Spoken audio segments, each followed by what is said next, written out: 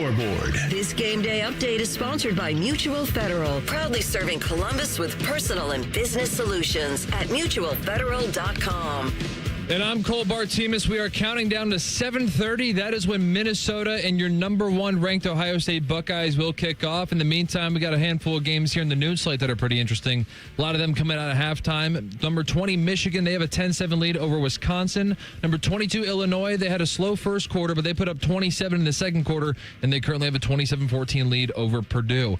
The big one that's shocking some people, Cincinnati with a commanding 31-15 lead over number 14, Iowa State, and number 12, Georgia has a 21-7 lead over Kentucky. And we got some 3:30 Big Ten games that'll be kicking off here in the next hour and a half. Number 7, Penn State is at UCLA. Washington is at Maryland. And Michigan State is at Nebraska. Oh, baby, it's officially football time. This is the KeyBank pregame show, getting you ready for all things scarlet and gray. Leonard sails that middle of the field where it's caught by Greathouse. He's tackled at the 40. Tackled by Jordan Hancock and Ohio State. National champion. Here's DeVere Posey, Dane Sonsenbacher, and Matty Ice.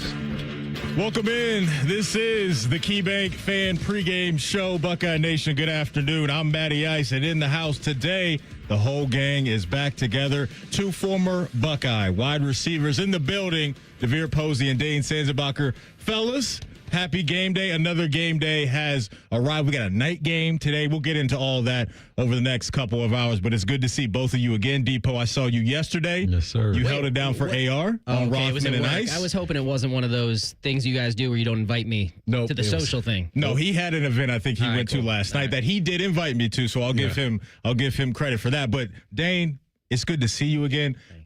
Big congratulations to you and the family. You'll be proud of DeVere and I. Last week in One Tough Animal, we made sure we brought up Indiana because we know if you were here, you would have done that because Indiana is just a football powerhouse. How have you been? How was the man. Right off the bat? Right off the bat? Yes. Had to do it, man. Yes. It's good to see you again. Oh, man. Yeah, no, it's been good. Yeah, Indiana being this good has been tough, but the baby's great. Yeah, That's awesome. Welcomed in baby girl last week, and things are good. Yeah, I'm an adult now. I tucked my shirt in. DeVere, say something about it. Dane walks in, shorts. I've never seen him just. You have your shirt is tucked in. It's tucked in. I don't know why I've made this decision, but I'm just testing out being a shirt tucked in guy. Okay. You can get away with I just feel like it'll age better. It will. Do you think at some point you'll tuck them into your underwear? No. What? My No. mom used to tuck my shirts into my underwear to make sure it didn't come out when you Until were playing at what recess. age? Well, Like a sophomore. yeah. In research, but I mean, the underwear is not gonna keep it any more secure. That happens to my son sometimes, but that's just because the underwear and pants are all one unit a lot of the time. So when I'm pulling his pants up, it's all getting tucked in. But no, as long as I can, as I can prevent it, it's not going in the underwear. So you are having a realization of like I'm accepting it. Like acceptance has been had. Yeah, and I think that you also talk to somebody differently that has their shirt tucked in, and it's like a T-shirt that's tucked in. You're like, I'm not really gonna this guy's kinda serious. This guy's kind of serious. So you're saying more respect will come your way with a T-shirt tucked in. Is that the thinking here? Yeah. Okay. I'm just saying. I'm thinking it's like it's putting out the right message when I meet you. Is like I will show you respect. As you can see my shirt, you should show me respect. Okay, it's kind of giving blank around and find out. It's giving some of that energy. It's like, it's like this guy's friendly, but there's something going on with him. It's not all the way right because that's it. Why is his T-shirt tucked in? And he's under 40. Yeah, I think. What is it? What is that? I think, Dane, when DeVere asked you about just accepting something, he was kind of talking through his own stuff that I think he's going through right now and just accepting something that came his way at this point in his life. I want you to share. So homecoming weekend, I told Maddie, I was like, I might try this homecoming, just step out. And yesterday I said, man, I think I'm an uncle now. I'm not big bro anymore. Are you talking about I'm accepting unk status. for just humans or for current players? No, for Yeah, like the general population, I became an uncle to. Okay. Like the general, not even just the general young like Ohio State. stepping out population, you mean? I think just all humans, I became like uncle age. Huh. Yeah, like no sports, no arenas, no jobs. Like I'm just saying, like just for humans, I'm an uncle. I'm an uncle now. Okay. And I'm like, all right, I'm cool with that. Like, you know that weird area where it's like, man, he's kind of young, but he has his stuff together. But he's like, man, that's a good big bro. But I think I'm like past that. And last night I was like, wow, I'm yawning. I really wish I was doing something else. That's just dad. I think you're just confused because uncles can be all ages. I mean, I think like you're. Well, no, there's certain like levels, right? Like where it's like, yo, that's big bro, that's unc. That's OG. I'm not OG. Oh, it's a cultural thing you're hitting me with here. Yep. Speed All up. right, this is good to know. Yep. So You big bro. moved from bro to unk. Oh no! I think Only Unk thing that status. exists. Like I had that hit me. You better tuck that shirt in. You know, I'll tuck it in. Yeah, go I don't tuck have a in. belt. I don't have a belt. I can't. Not yet. You know- I'm gonna hold on for the rest of the week, and I'll start Monday. Unk tucks his. So I guess I'm there in a way too. Yeah, I mean, It's not Yeah. bad. It's fine. Matt is fine. it's fine. Listen, I've accepted this long ago when I'll go to a grocery store, go through a drive-through, and like high school kids are working or whatever, and when they hit you with the Oh, thank need your you, ID. sir. Okay. Or I don't need your ID. That was the humbling Yeah. thing for me. So him yesterday realizing he's an unk, that happened for me months ago now when teenagers are looking at me and calling me sir. That's tough. That's a we're tough all at that experience. spot right now. Yeah, we're right there. We're transitioning. We're definitely not cool enough to be with the younger crowd or No. understand what they're talking about. No. You're not going to fit in, but yeah, you're not quite like. It's like when my 2-year-old son plays with like 6 or 8-year-olds. It's like this is not what is this? This isn't a parent, but this isn't one of my peers. Yeah. There's some kind of in between here. I'm not gonna like share, like we're not gonna be on the same level as things, but you're also not gonna get me in trouble. Like I also think like while they wouldn't tell me the joke, they also wouldn't think I'm gonna narc on them. Yeah. Like I don't think I'm old enough to a point where that like teenagers aren't gonna do crazy stuff in front of me. Yeah, which is no. kind of nice. Yeah. Yeah. Like you could, if you like light a firework, I drive by, you're like, man, he's not calling anybody on that. But there's somebody gets to a certain age, you're like, oh, we better get out of here because that guy's calling. Let's ask TLC. TLC, when you look across the glass here, are you looking at 3 unks right now? No, he's Or looking 3 disappointed. big He's just like, look at these old dudes talking about nonsense, and I'm here to talk about ball. First of all, you said it's giving F around and find out. I think it's giving gym teacher right now.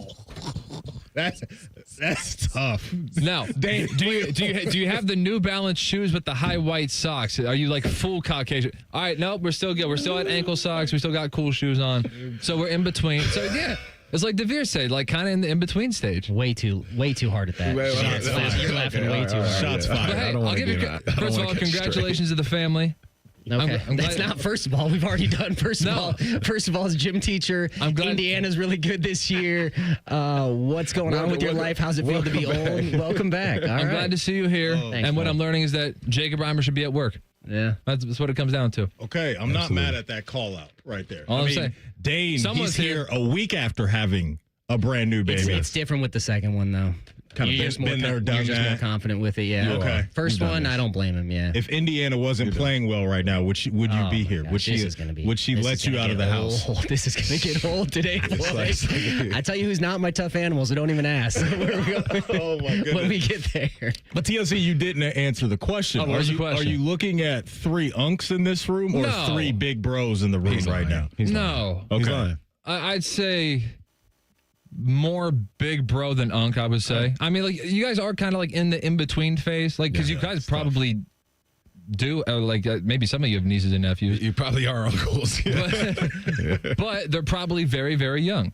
Okay. Yeah. I'll accept it. Absolutely. I'll accept it. But Dane, it's good to have you back. I tell you that I don't Yeah. think you're at sir status at the grocery store. Thank you. I don't Okay, think so you're I'm at not that. crazy for thinking that it's a little too early. You guys aren't for that old. No. Come No. on, man. Thank you. But look, I remember being that young and looking at people in their late 20s and early 30s thinking that they're older, that they're old. So I can see it through their lens right there. But then you're looking at me like, let's move on. So we will do that. We just wanted to shower you with some tough love and love. Just look somewhere. Just take the attention elsewhere, I guess is what I'm saying. We'll take the attention. Go ahead, Denver. What do you got? Nothing. Okay. I was going to say, we will take the attention to Ohio State football for the next couple of hours. Buckeyes welcoming in PJ Fleck and their crew. Little nightcap tonight. The game will be on NBC, but as always, you can catch everything you need right here on The Fan. That man tucks his shirt in, I'll tell you that. PJ Fleck? Mm-hmm. PJ Fleck, yeah. With the way he runs up and down, like he's a sprinter. Like he's heavy on showing that he still has it. Man, you're going to see gotta have the shirt tucked in. Yeah. You got to have the shirt tucked in. I'm not really a shirt tucked in type of guy. Like if I'm golfing, yes, for sure. Right? You got to have the polo tucked in. But just everyday life, it's a bold move you're making, Dave. But I respect it. We'll see how it works. I respect it. Hey, if you're bouncing around campus, join the Fan live on campus today as the Buckeyes host Minnesota. We're tailgating at the O Patio and Pub on Lane, featuring live bands, great food, and a fun time. The Fan at the O Patio and Pub on Lane is sponsored by your Central Ohio Ford dealers. Jameson Whiskey didn't go to college, and Coors Light. So stop on by as we will get you ready for Ohio State and Minnesota. Coming up next, we'll look back to last week. Buckeyes go on the road for the first time. What do we think of their outing against Washington? We will talk about it next. This is the KeyBank Fan Pregame Show right here on The Fan. Fan traffic. From the Riverside Bank of Dublin Game Day Traffic Center. I just took a look at all of the major roadways around Ohio Stadium, and things are looking good right now. No major issues or delays. Lane Avenue is probably the busiest spot as you head to campus. Between Olentangy River Road and High Street, there's a lot of traffic on Lane Avenue. A construction note, 71 northbound's ramp to 70 eastbound near downtown Columbus. That is closed for maintenance. And remember, Woody Hayes Drive is closed between Tuttle Park and Cannon. With game day traffic, I'm Kate Burdett on The Fan.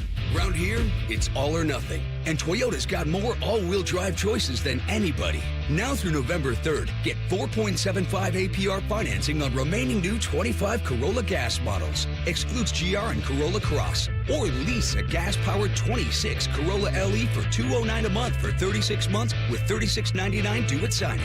With approved credit through TFS. Tax, title, and license extra. Call 1-888-36-TOYOTA for details or go to toyota.com. Toyota, let's go places. Buckeyes, the 2025 football season is here, and that means three things: football, game day, and smooth Jameson whiskey. Whether you're catching the game at home, at your neighborhood bar, or soaking up the team spirit at a tailgate, Jameson Ginger and Lime and Ohio State Athletics are a winning combo. So cheers to making game days even better with the official whiskey of the fans. Jameson, proud sponsor of Ohio State Athletics. Taste responsibly. Jameson Irish Whiskey, product of Ireland. 40% alcohol by volume, 80 proof. Copyright 2025, imported by John Jameson Import Company, New York, New York. It's the Closet Systems Kickoff Sale at Design Solutions by Cooper. They design and manufacture customizable storage built to fit your lifestyle and space. From closets to any space in your home, our systems are made to maximize organization, simplify the morning rush, stay organized during back-to-school season, and add value to your home with expert craftsmanship. Schedule a virtual design consultation or find a dealer near you at designsolutionsbycooper.com. Hurry, this is a limited time offer, and your dream closet is just a few clicks away at designsolutionsbycooper.com. Hi, I'm Laura De Leon, president of Key Bank in Central Ohio. At Key, we're all about helping our neighbors. As your bank, we understand that we have both the ability and the responsibility to help our neighbors thrive. Whether they're trying to buy a car to take them to their new job, or tackle debt that feels unmanageable, or simply trying to do more with what they have, Key Bank is there to meet them in that moment. Key Bank opens doors. All credit products are subject to credit approval. Key Bank, member FDIC. For 48 straight years, Ford F-Series have been the best-selling trucks in America. We got here by engineering breakthrough technology, redefining built Ford tough, and never settling for second best. But what's really made Ford F-Series the #1 selling trucks in America is you. Ford F-Series, built Ford tough. Based on 1977 to 2024 calendar year total sales. In the old days when people lived to be 40, you only had one option for listening to your favorite show. But now, ooh, baby, radio, podcast, the Fan app, and YouTube, ooh, just to name a few, live or on demand. You have no excuses. The Fan. Fan weather. from the Logan AC and Heat Services Weather Center. A hot summer day ahead. Go Buckeyes. Temperatures in the mid to even upper 80s in a few spots with lots of sunshine in the forecast. But we do rebound overnight as we get very refreshing with our lows down into the mid to upper 50s. For Sunday, the dry weather continues and so does the sunshine. For the Fan, I'm meteorologist Meredith Garfalo with the 10 Weather Impact Forecast. The only way to do game day. This is the KeyBank pregame show, getting you ready for all things scarlet and gray. Your home of the Buckeyes, the Fan. Welcome back in. This is the KeyBank Fan pregame show. Matty Ice, Dane Sanzenbacher, DeVere Posey, getting you ready for Buckeyes and Gophers. Night game at the Shoe should be a great atmosphere. Last time I checked, fellas, Buckeyes were favored by about 23.5, so Vegas expects them to get it done in comfortable fashion. Look, last week, we didn't really know what we were going to get with the Buckeyes going on the road for the first time. There's a lot of talk going into that game of, hey, Damon Williams, Jonah Coleman, this Washington offense that had looked good prior to Ohio State coming into their building.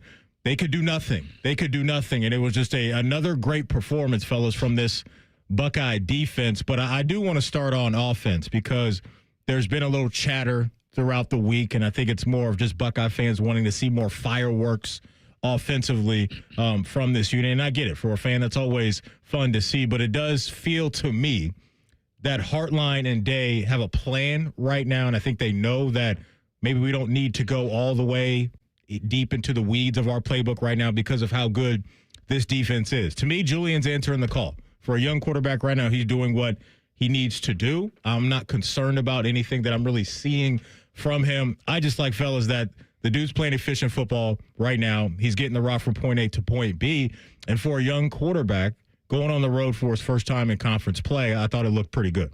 Yeah, I'm just in the camp of let's remove the BCS mindset from this landscape of college football. Like, this is a complementary style that needs to be approached every weekend, right? Because if we are having a defense that's only allowing 5.5 points, there's no reason for a light show. There's no reason for a BCS win.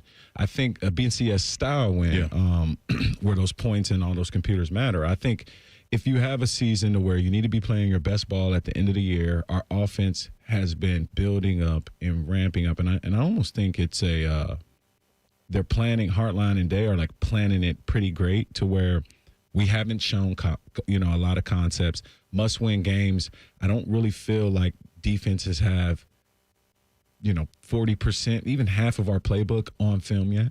And so if you have a defense to where you're winning games and you don't need to show things, I'm okay with the job that Julian and the offense is doing. They're taking care of the football.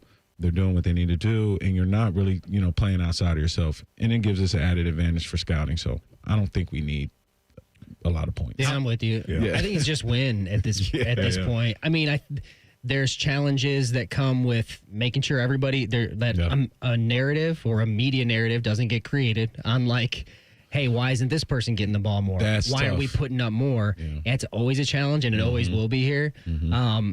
But yeah, I don't think you need to do more than win. I think you're right. I hadn't thought about it like that, but the style point era is not as important anymore. You don't need to look the part, put up all these points, go overboard. So yeah, I mean, I think they were good. I think in Julian's good. I mean, it's not flashy at this point, but he's in a really nice situation in where he can grow as a quarterback, learn as he goes on a team that is really talented. It is not asking him to go win games for us.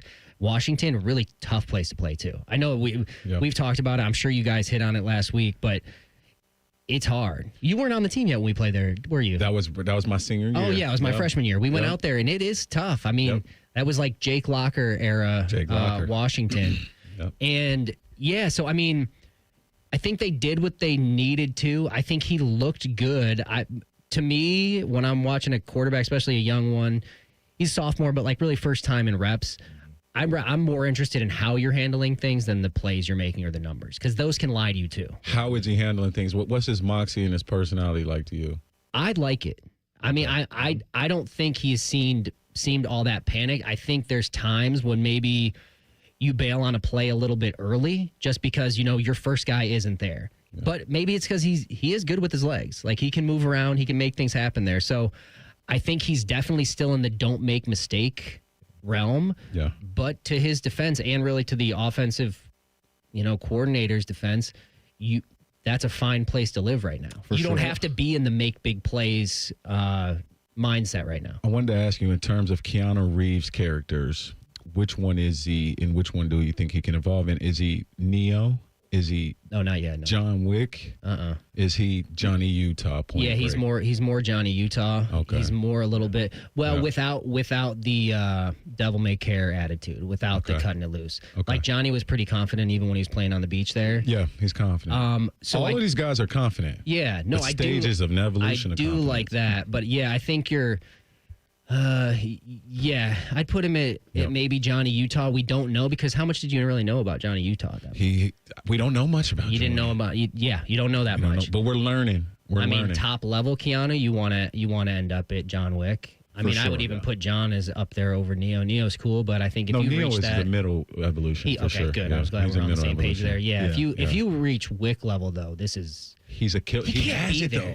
That's not even a fun movie though, DeVere, because if you have this team and John Wick at quarterback, that's not. Where's the drama? Well, what my thing is he executes at such a high level that it's like, all right, this is freaky sometimes at some points, but he hasn't reached that level in his game yet. And maturity. he can't. But the coolest thing, because the point of John Wick was that he was kind of past his prime and then got drawn back into it. So this is like old dog, new trick. So this is during year 5 in the league. This is that, or like, hey man, he slipped up year 2 and 3, wasn't high draft stock, ended up staying, got a 5th year, and has like this renaissance as like an old hat quarterback. Is Baker full John Wick mode right now?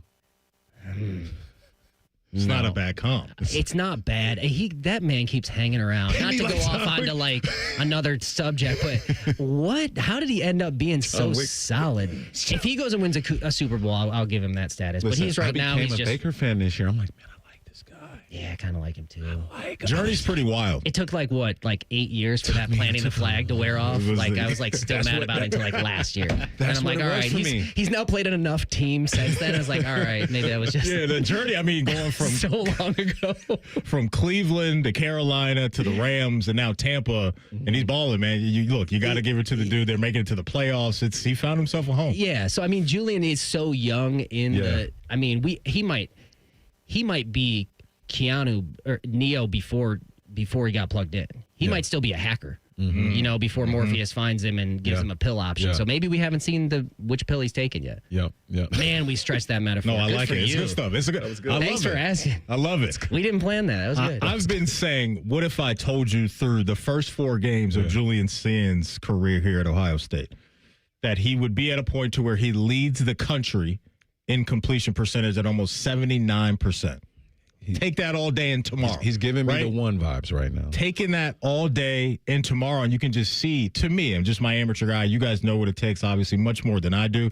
Like, he's coming out of the huddle confident. He's getting those snaps and knowing where I need to go within the offense. Doesn't feel like he's forcing anything. Like, he's just letting things come to him. And I think sometimes you can watch young quarterbacks try to do too much, and he just hasn't given me that vibe at all, which is to me like one of the biggest boxes you can check. Because I'm with you guys. Like, next year, there's a chance that John Wick pops up. There's a chance that next year, with him coming back with Jeremiah and just year 2 of just knowing everything he needs to do, that shows up. But for now, like, he is to me just operating this offense the way you want a young guy to. And to me, it's giving like, hey, I'm managing the game.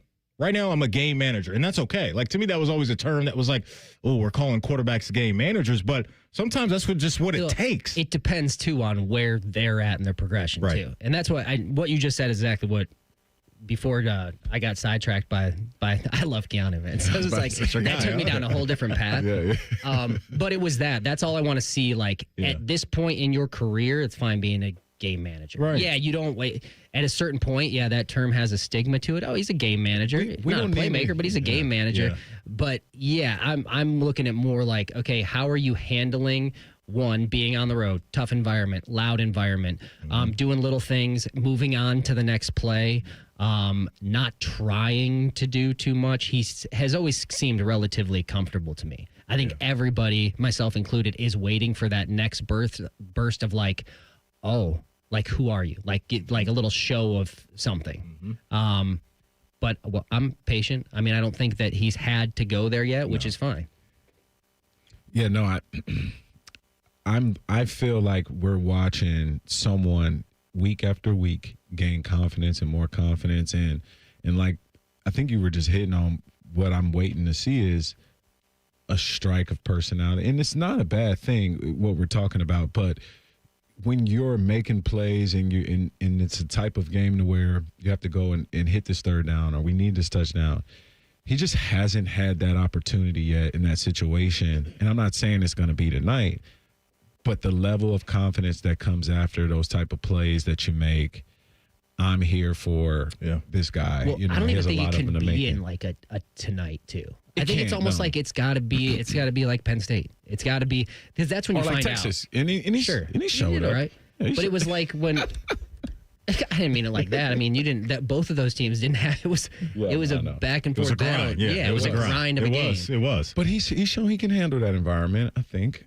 And I think that game is doing something for him right now. Like, I think that Texas game did something for him last week on the road in Washington, where it's just like, I've been in a big-time spot. Yes, it was at home. But as far as going up against another program that is supposed to be legit talent for talent, he held his own. And I think for anybody that has to come right out of the gate and be on one of the biggest stages in your first time doing anything, to check that box, I think mentally can really calm your nerves, but also infuse some confidence in yourself. And I think Julian right now is a confident guy, and he should be, right, based off of how he's playing. And so I liked what he did, and Coach Day always talks about that middle eight, right, of a game right before halftime, coming out of halftime. They executed on both those things, right? You look at what he did right before the half, and you look at coming out of the half, going 8 for 9 on that drive and really executing and putting points up on the board, man. He looks the part, and I think what you guys are hinting at is that in time, he will put the cape on. I think he's got the skill set to do it. Just don't know if he's ever really going to have to do that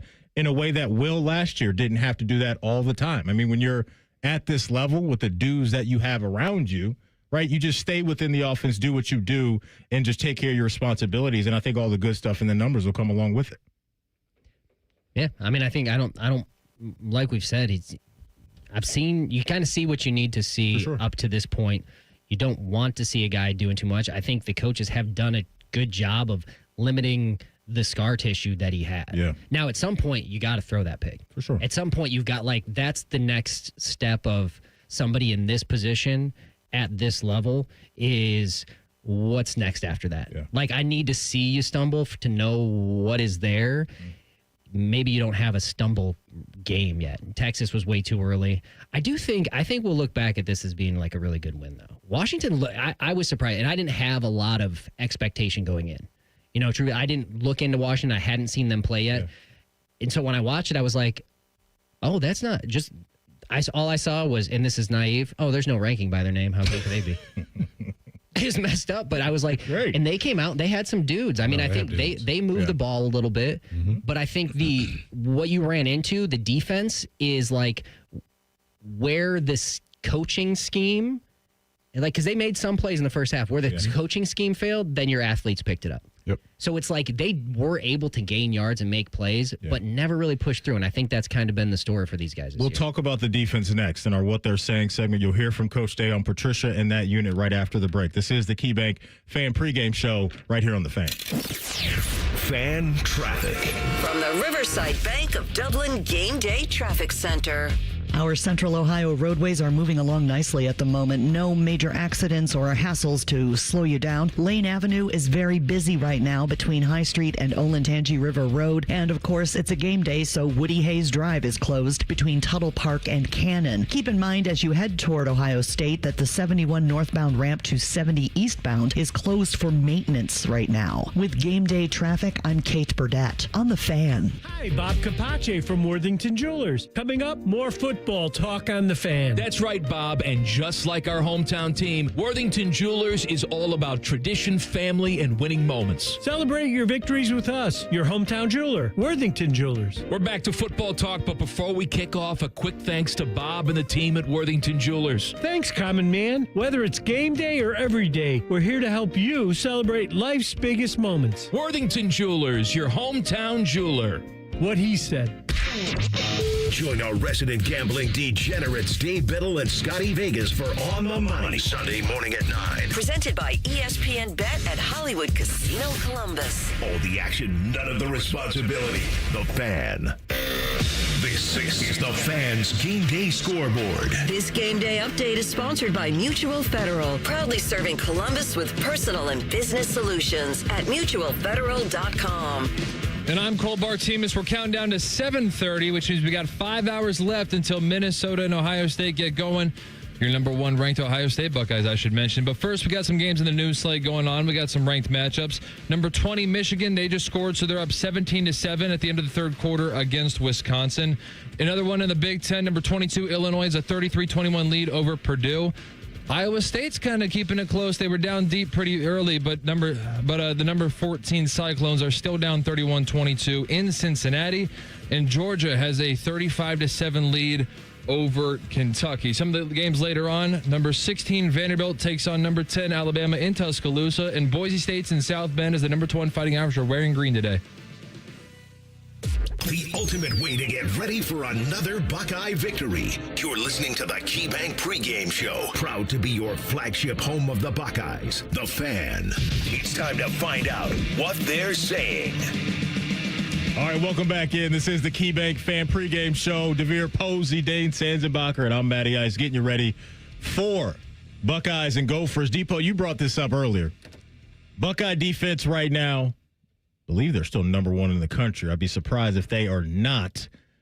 5.5 points per game. That is number one. Texas second in the country, only giving up 7.8. Matt Patricia has come in and really got this thing rocking and rolling. Before we lock in ourselves on the defense, let's hear from Coach Day on why he thought the defense played well on the road last week. I thought it was a good plan going in. We had a challenge there with Williams and Coleman and Boston. Those were kind of the three guys that we had to make sure that we accounted for. And I thought the defensive line did a really good job of understanding how they wanted to attack them with the rush, but also in the back end, forcing some of the windows to close quickly, disguising looks. And so, because of that, it created the quarterback to double clutch. And then when he looked to find escape hatches, it turned into a bunch of sacks. So really, really well done there. I thought we played well again in the red zone. Got a goal line stop again. Hung in there. Gave up a few explosives. They moved the ball a little bit here and there, but got stingy down in the red area again. So good situational football. Last week was one of those reminders, I think, for a program like Washington and even some fans that thought that Washington could make it interesting or even pull off the upset on the road, that there's levels to this, right? Because you talked about looking at Washington, not seeing, a number next to their name, not having them ranked. But you could just see on the field that DeMond Williams could do certain things against other programs prior to the Ohio State game that you can't do against Ohio State. And this defense specifically that is flying around and has guys on every single level making plays every single week. So just here we are talking about another really good outing from that unit, another really good game plan from Matt Patricia. I think it's a combination. You heard Coach Day say, I think we had a good plan going in. So I think it starts there. And what Ohio State has is now a combination of really high-level coaches, players that can have enough experience to understand what's going on and have the athletic ability to make plays when things aren't as perfectly as they've drawn up. Yeah. So I think that's a perfect storm because, the other coaches are on scholarship too, right? Washington, they had some good things drawn up to get the ball to their guys in space. Sometimes, they had the advantage on that particular play call.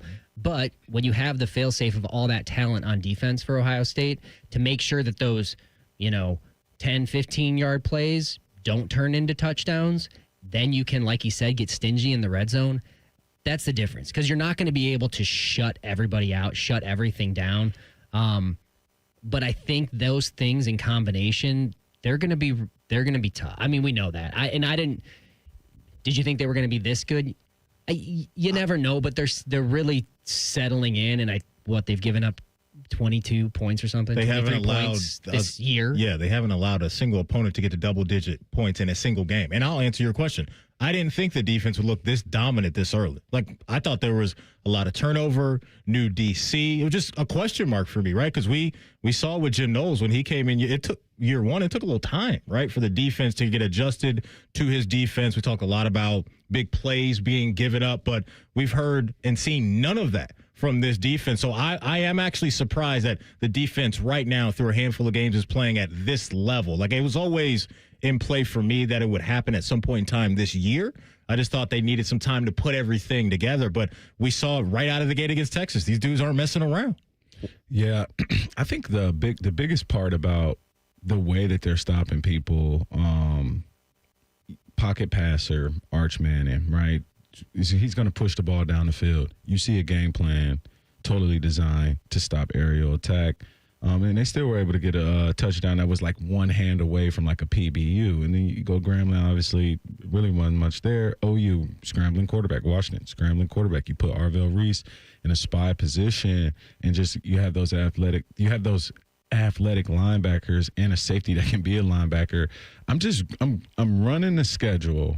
And you can look at offenses and what they're scoring. Obviously, Penn State had a good outing, being able to go, shot for shot with Oregon. And that's OT time, right? And they still struggled to really score the ball.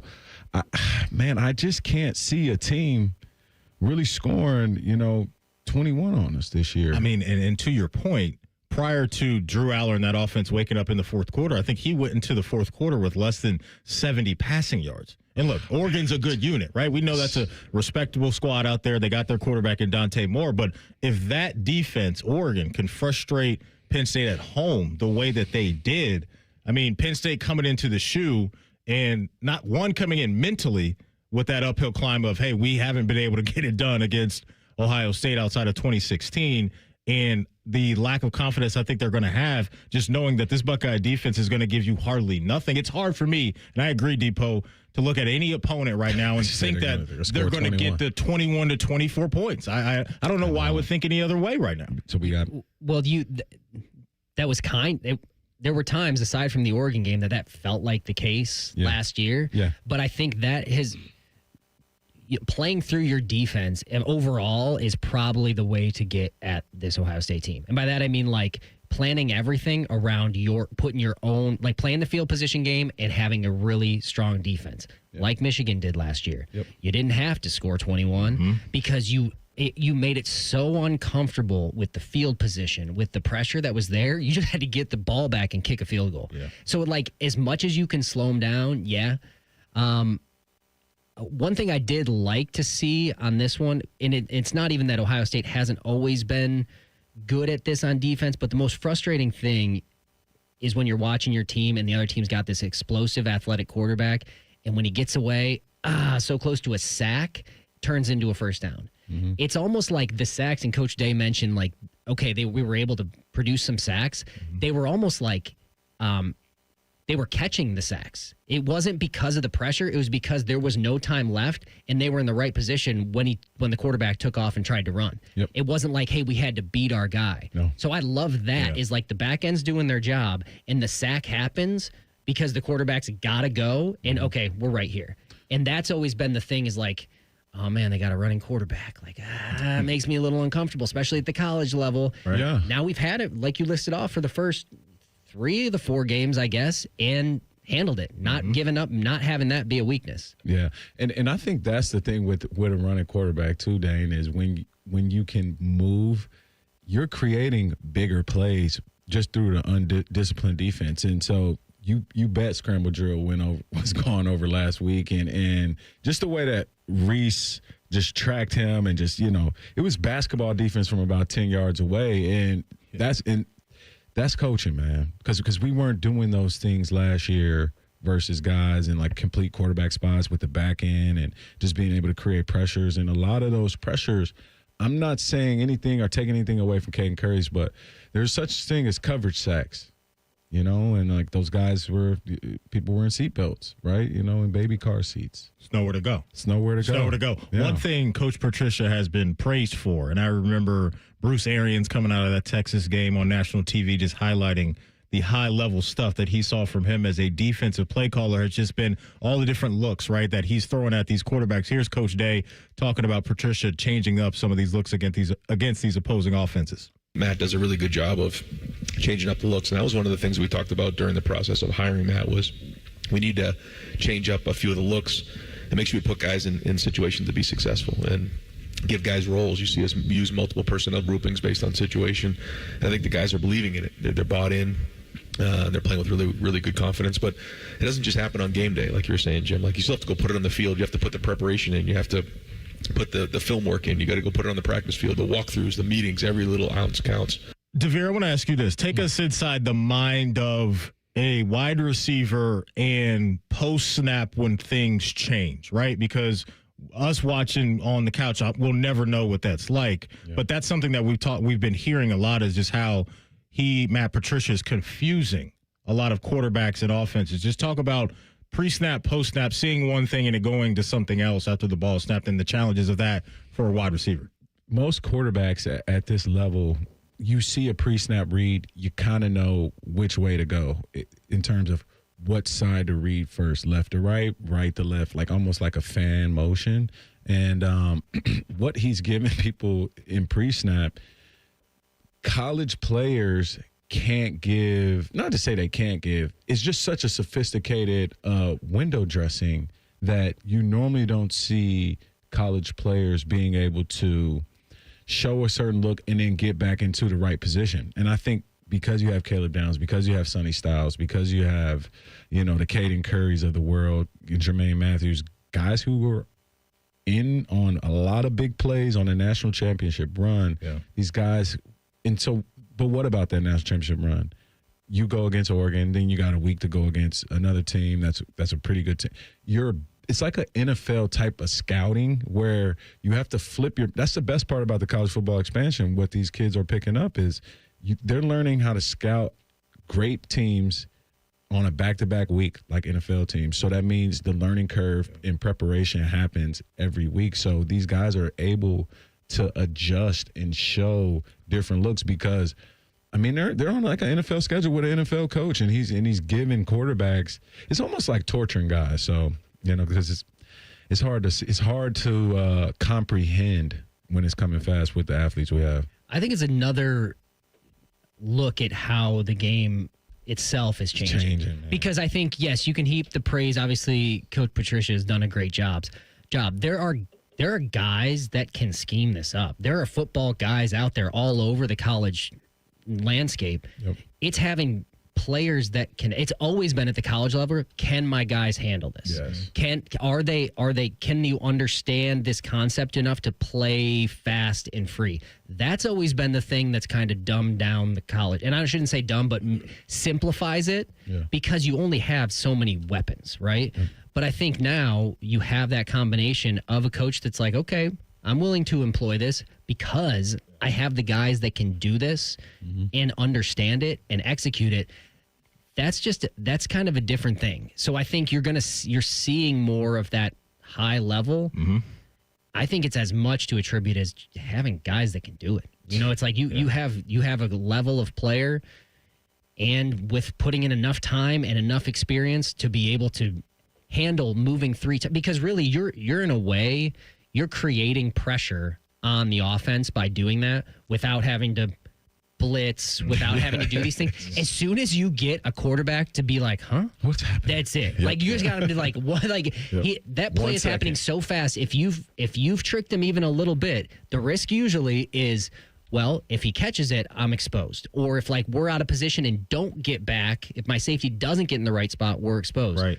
But if you can cause that little bit of I don't know what I'm looking over here, clunky you've already feet. Put pressure on the quarterback. Yep. It's not physical, but he's like, oh man, I don't know what to do. Okay, get rid of it. Right. You know what I It's mean? good So stuff. it's It's a great breakdown from you guys. So yeah, good stuff right there. And this defense, man, is just executing at the highest of levels right now. When we come back, we will hit you with our one tough animal for the week and dive back into Ohio State and Minnesota. This is the KeyBank Fan Pregame Show right here on The Fan. Fan traffic. From the Riverside Bank of Dublin Game Day Traffic Center. Looking good on the roadways so far. We do have a construction note to be aware of. 71 northbound, the ramp to 70 eastbound is closed for maintenance. Otherwise, we're just looking at the usual busy spots. Lane Avenue is one of them between Kenny and High Street. Woody Hayes Drive is closed between Tuttle Park and Cannon for game day. Olentangy River Road is starting to see a few more brake lights between Lane Avenue and King Avenue. And on High Street, you're going to see traffic starting to back up a little between Lane Avenue and 11th. With game day traffic, I'm Kate Burdett on The Fan. Around here, it's all or nothing. And Toyota has more all-wheel drive choices than anyone else. Like the best-selling Toyota Camry. Now through November 3rd, get 4.75 APR financing on remaining new 25 Camrys. Or lease a new 26 Camry LE for $279 a month for 36 months with $36.99 due at signing. With approved credit through TFS. Tax, title, and license extra. Call 1-888-36-TOYOTA for details or go to toyota.com. Toyota, let's go places. They're trained. They're fired up. Let's do it. When you need heat, they can't be beat. They're Ohio State's undefeated heating and cooling team.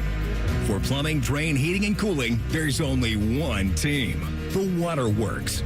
Better care, better value, better results. Call the Waterworks at 614-232-2222 or visit them online at thewaterworks.com. A proud sponsor of Ohio State Athletics. Drive your dream car home today, no matter your credit history. Hey, it's Phil here at Capital Ford of Columbus and Whitehall. We proudly accept all credit types, good, bad, or none. Get pre-approved in minutes and hit the road with confidence. Get your new ride today. Call 614-861-7150 or shop our huge selection online at capitalfordofcolumbus.com. Your perfect ride is credit ready and waiting at Capital Ford of Columbus. What's better than cheering the Buckeyes on to victory? Wearing our exclusive collection of OSU jewelry as you watch. Hi, this is Alex Johnson from the Diamond Seller. We're an officially licensed jeweler of The Ohio State University, and we've created beautiful Buckeye jewelry that will last a lifetime. From Blocko earrings to Diamond Script Ohio necklaces, we've got luxury Buckeye gifts starting at $99. No matter where you're watching, show your Buckeye love at the Diamond Seller, proud sponsor of Ohio State Athletics. Hey guys, it's Bobby Carpenter here. Are you feeling low energy, trouble focusing, less interest in the things you used to enjoy? How about this? Less strength. It could be low testosterone. Affinity Whole Health is offering free labs to check your testosterone levels. These labs, they're normally $99, but in the month of October, they are free. Sign up now at feelgreatcolumbus.com.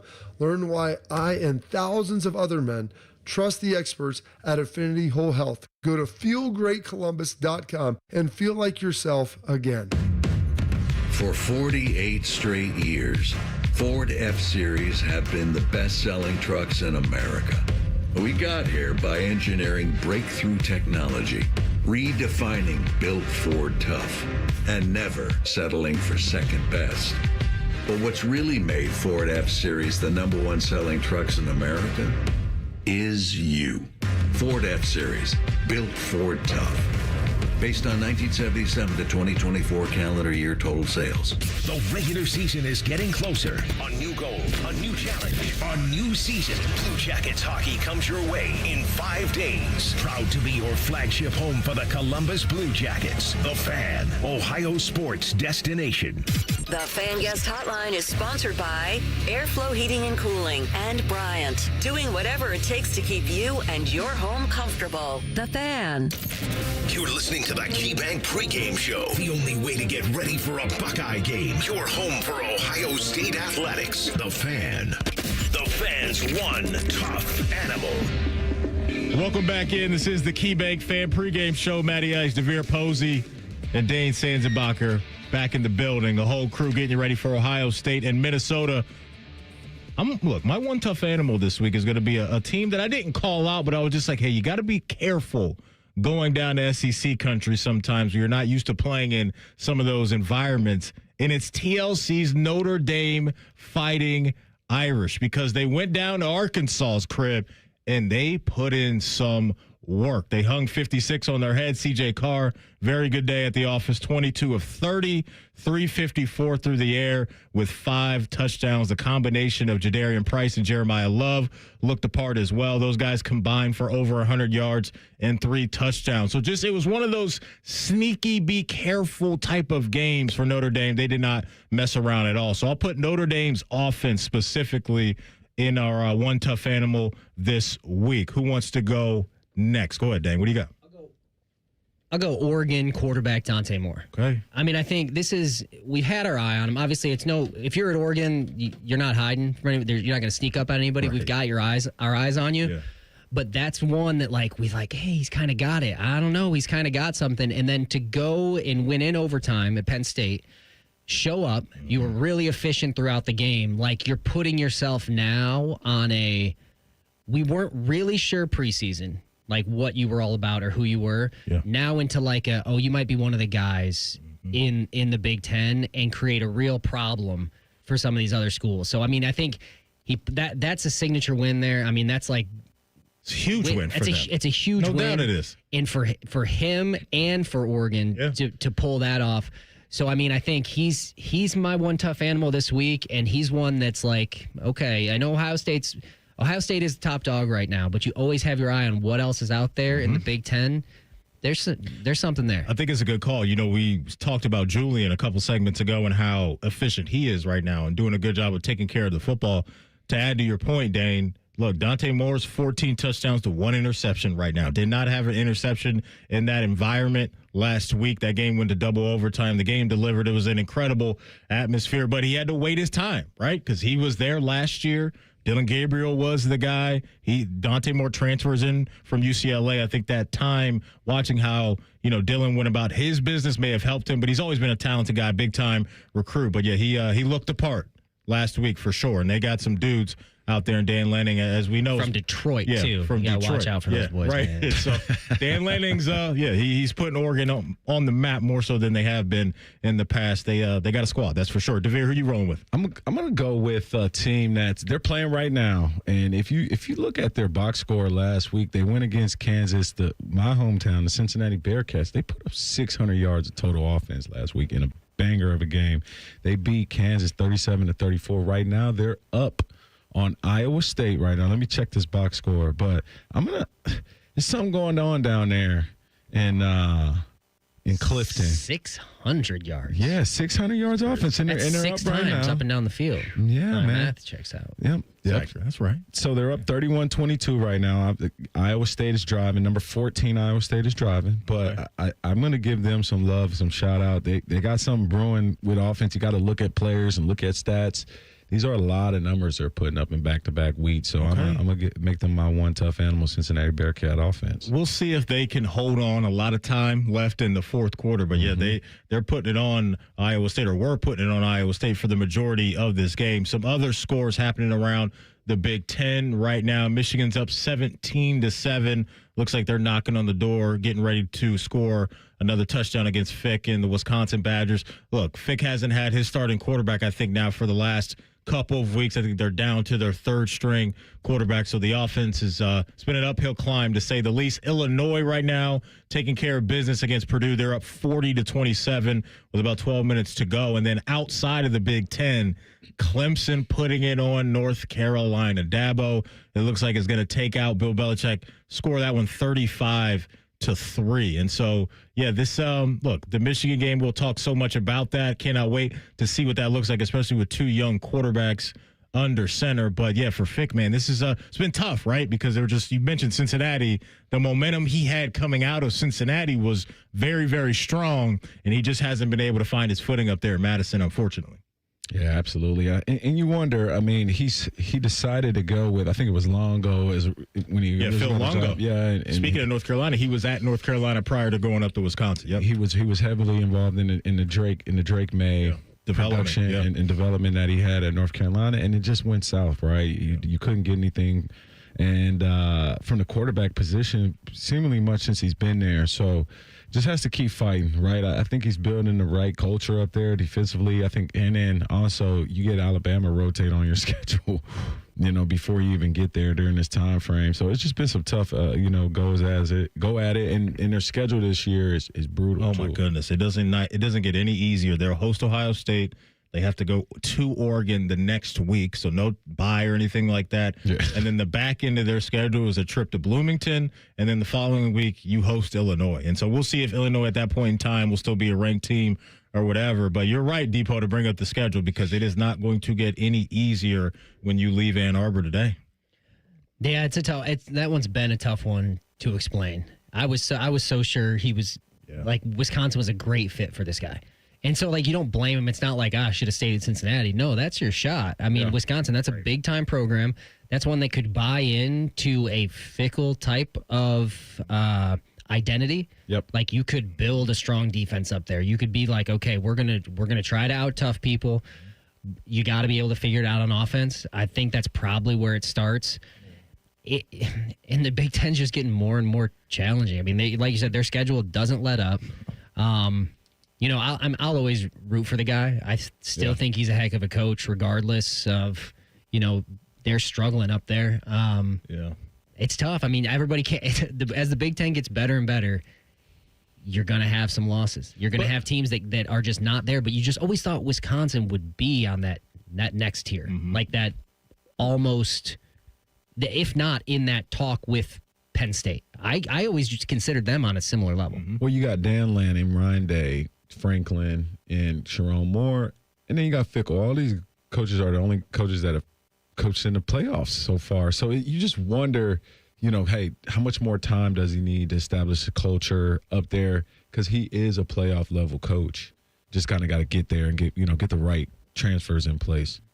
Get your dudes. You got to have your dudes, and I think this comes down to the most important position. What brought him security in Cincinnati was a veteran at the time in Desmond Ridder, right? Like the guy that was holding on to the steering wheel every single week, right? You knew what you were going to get. They've been searching the last couple of years to find that guy, and as you know, when you don't have that guy, you're going to be a program the way Alabama has been right now. And that Bama game was so big for him. Maybe to not even win the game, but just to showcase that we're kind of close to that level, and they just didn't show up at all. And so, look, it's going to be a grind for Fick. Hopefully he can scratch and claw, maybe upset a couple of those teams along the way. When we come back, the man that sits on the Iron Throne at 10 TV, Adam King, stops by to talk all things Buckeyes. This is the KeyBank Fan Pregame Show right here on The Fan. Fan traffic.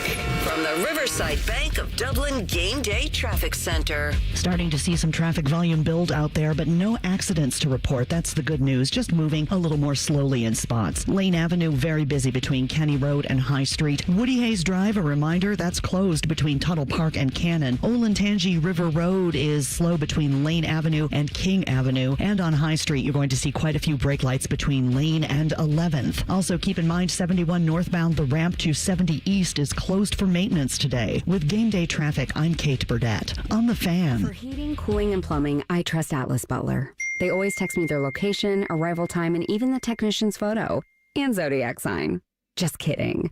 Looks like a Pisces. Call 1-800-FURNACE. Around here, it's all or nothing. And nobody has more all-wheel drive choices than Toyota. Now through November 3rd, get 4.75 APR financing on a new 25 RAV4 or 5.75 on RAV4 Hybrid, excludes plug-ins, or lease a gas-powered RAV4 LE for $309 a month for 36 months with $36.99 due at signing.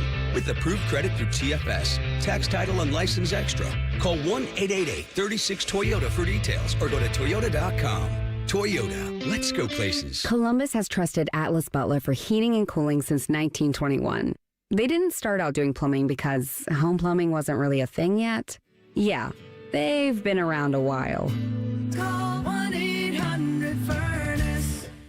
Broadcasting from the Lindsay Honda Studios. Honda makes the cars. Lindsay makes the difference. Visit lindsayhonda.com. WBNS-FM, HD1 Columbus. This is the Fans Game Day Scoreboard. This game day update is sponsored by Mutual Federal, proudly serving Columbus with personal and business solutions at mutualfederal.com. And I'm Cole Bartimus. We are now 4.5 hours away from the #1 Ohio State Buckeyes hosting Minnesota. We are now in the fourth quarter of the noon slate. Some games to keep an eye on. Number Number 20, Michigan, looks like they're going to take care of Wisconsin. That is 24-7. Number 22, Illinois, rode a hot second quarter to a 40-27 lead over Purdue in West Lafayette. Cincinnati still holding on to their 31-22 lead over number 14, Iowa State. And Georgia taking care of Kentucky, 35-7 in that one. The 3:30 slate coming up, some Big Ten matchups. Number 7, Penn State is at UCLA. Washington will be at Maryland, and Michigan State will be at Nebraska. Also in that 3:30 slate. Number 9, Texas will be at Florida. Boise State's going to play the number 21 Fighting Irish in South Bend. They're wearing green. And at 7:30, number 3, Miami, and number 18, Florida State. The only way to do game day. This is the KeyBank pregame show, getting you ready for all things Scarlet and Gray. Your home of the Buckeyes, the Fan. Welcome back in. This is the KeyBank Fan pregame show. Matty Ice, Dane Sanzenbacher, DeVere Posey, getting you ready for Ohio State, Minnesota. Going to bring on the man that sits on the Iron Throne at 10 TV. His name is Adam King. AK, how are you, sir? Where are you right now in the world? Well, I was delightful. I was ready to come in and do this in person with you lovely gentlemen, but instead traffic had other ideas.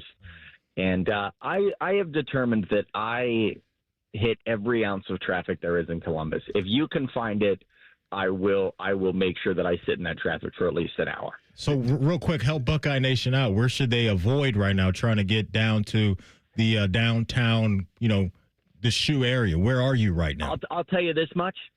It's not even downtown. It's in the Powell area. Oh, okay. So I would just avoid Powell. Wait, you're stuck in Powell and you thought you were going to get here? I was going to say, didn't we made a show sheet yesterday. Adam, the how show much does sheet it was mean made to you? Is yesterday. it just like, let's just not be, that's fine. No, this is like, I got to do my call with Dan and DeVere. And Matty's but I kind of want Starbucks. Real quick, if I can. 3 of us were here last week, but I did not hear the voice of one Dane Sanzenbacher last week. I was being lazy, Adam. Yeah. I just didn't feel like being here. Yep, he was. That's what I figured. Yeah. I figured you woke up and you thought, I don't want to do that anymore. That's not for me. Yeah, sorry. Well, anyways, Adam. So, where do you go from here? Are you going to grace us at the station, or are you straight to getting to work at on campus? I decided that I was going to pull off here and get some gas, and then I'm going to come grace you at the station. This will be great. Well, I'm going to give you a big hug. Yeah, remember our thing? That's our thing, man. Our embrace. That's our thing. Yeah. What do you probably have? Obviously, you've had a lot to cover on this game coming up this week. Obviously, there's X's and O's to it, but we're finally getting a night game. Are you? What's your level of excitement on that? Are you mad that you're going to have to stay up late, or are you looking forward to this? Well, I like that I got to sleep in. I'll tell you that. It's a beautiful thing not having to get up at 8 a.m. For you guys, I think you get up at 3 a.m. when you have to do this show, so I can't complain. But more so than that, I think it's exciting that it's a night game and it's a Big Ten night game, because so often we forget that maybe you had Ohio, but there's a different vibe when you bring a Big Ten team into the shoe at night. There's a point of pride, and this is, it makes it a little more special that this is PJ Fleck coming in here, and he likes to row the boats. He likes to talk a little bit. He likes to unbutton the shirt at press conferences. Like, this is a big one, and I know Buckeye fans are excited spending the day getting ready for it. Absolutely. Adam, I wanted to ask you, man, the mindset of the offense needing to score more, or this narrative of, do you feel like this is planned? Is this the way? Is this the quarterback, insurance plan to keep his psyche, intact and not put too much on him? Where are the guys? Where are the coaches on this? It's not even about the quarterback. It's just about the offense as a whole. I think Ohio State has figured out very simply that they can win a football game with defense. And they know that their offense, when called upon, will step up, will make the plays that they need to make. But why run 70 plays when you don't have to? Well, why not slow the game down, knowing full well we saw the wear and tear that a season can take on Ohio State last year with 16 games. So if you look back, last year was a perfect blueprint, because look at the offense during the regular season and then look how they played offense the second they got into the playoffs. It absolutely changed. It was a whole different ball game. The tempo was up because they knew every play they were not guaranteed another. Here, they know we're only 4 games through the season. They've got 8 more games that they've got to account for here. They don't want to drain everything they've got just going against Minnesota on a Saturday night. This is the KeyBank Fan Pregame Show. Adam King from 10 TV joining us here on the Fan. Dane, look, AK made the trip out to Seattle last week. So he grinded, he left his vacation, got right back to work. I want to play some audio for you. You know, when you go out to Seattle, one thing you have to do is you got to try to catch a fish. You got to catch the fish. I'm going to play this audio. This was Adam King attempting to catch a fish last week. All right, so it's world famous. You got to try to catch the fish. I'm going to try here. Let's hope it goes well.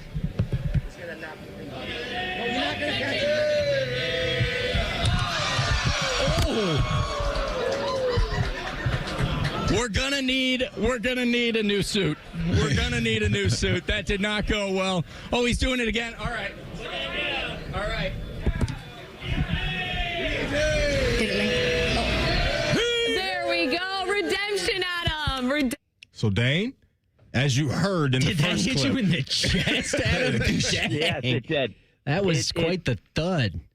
Yeah, it knocks the mic out. It was a big old fish. Well, when we were in before, when you told me you were going out there, I was like, yeah, you got to do it. And I tried to warn you, it's harder than you think. When we played out, when I freshman year, we played there, and they gave us some time the day before to go out and about. So some of the players did, and I tried, and I also did not catch the first one. That thing actually rocketed, flew right by me. You don't take into account, I mean, how often you catch a fish with your bare hands. Right. Well, that makes more sense. Oh. Definitely not a hands catch. When I dropped it, they said, "Boy, you look like Dane Sanzenbacher out there." And I thought that was just an insult about your football career. It makes more sense now. All I heard was they still remember me. That's worse than what I said. Just for the record. That is shots all over me today. I don't know what's happening. I wanted to shower you with love. You've been called a gym teacher. Now AK's coming in here off the top rope, man. This Adam doesn't even know why Dane was out last week. Do you know why Dane was out last week, Adam? I don't. He had his second kid, man. So take it easy, man. I was just going to let that flounder.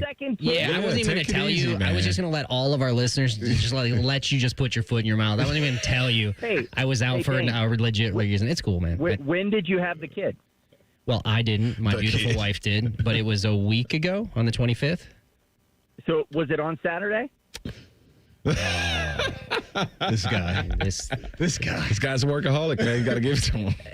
He's a workaholic. Hey, if it wasn't on Saturday, back to the grind. You know what I mean? Yeah. All right. Touche. AK, paint the picture for us, right? Like being at Washington, that venue. Like last year, you talked about how crazy it was in Eugene when they went out to Oregon for the first time. But Washington is hyped up to be one of the better venues to go to. Did you feel that way when you left?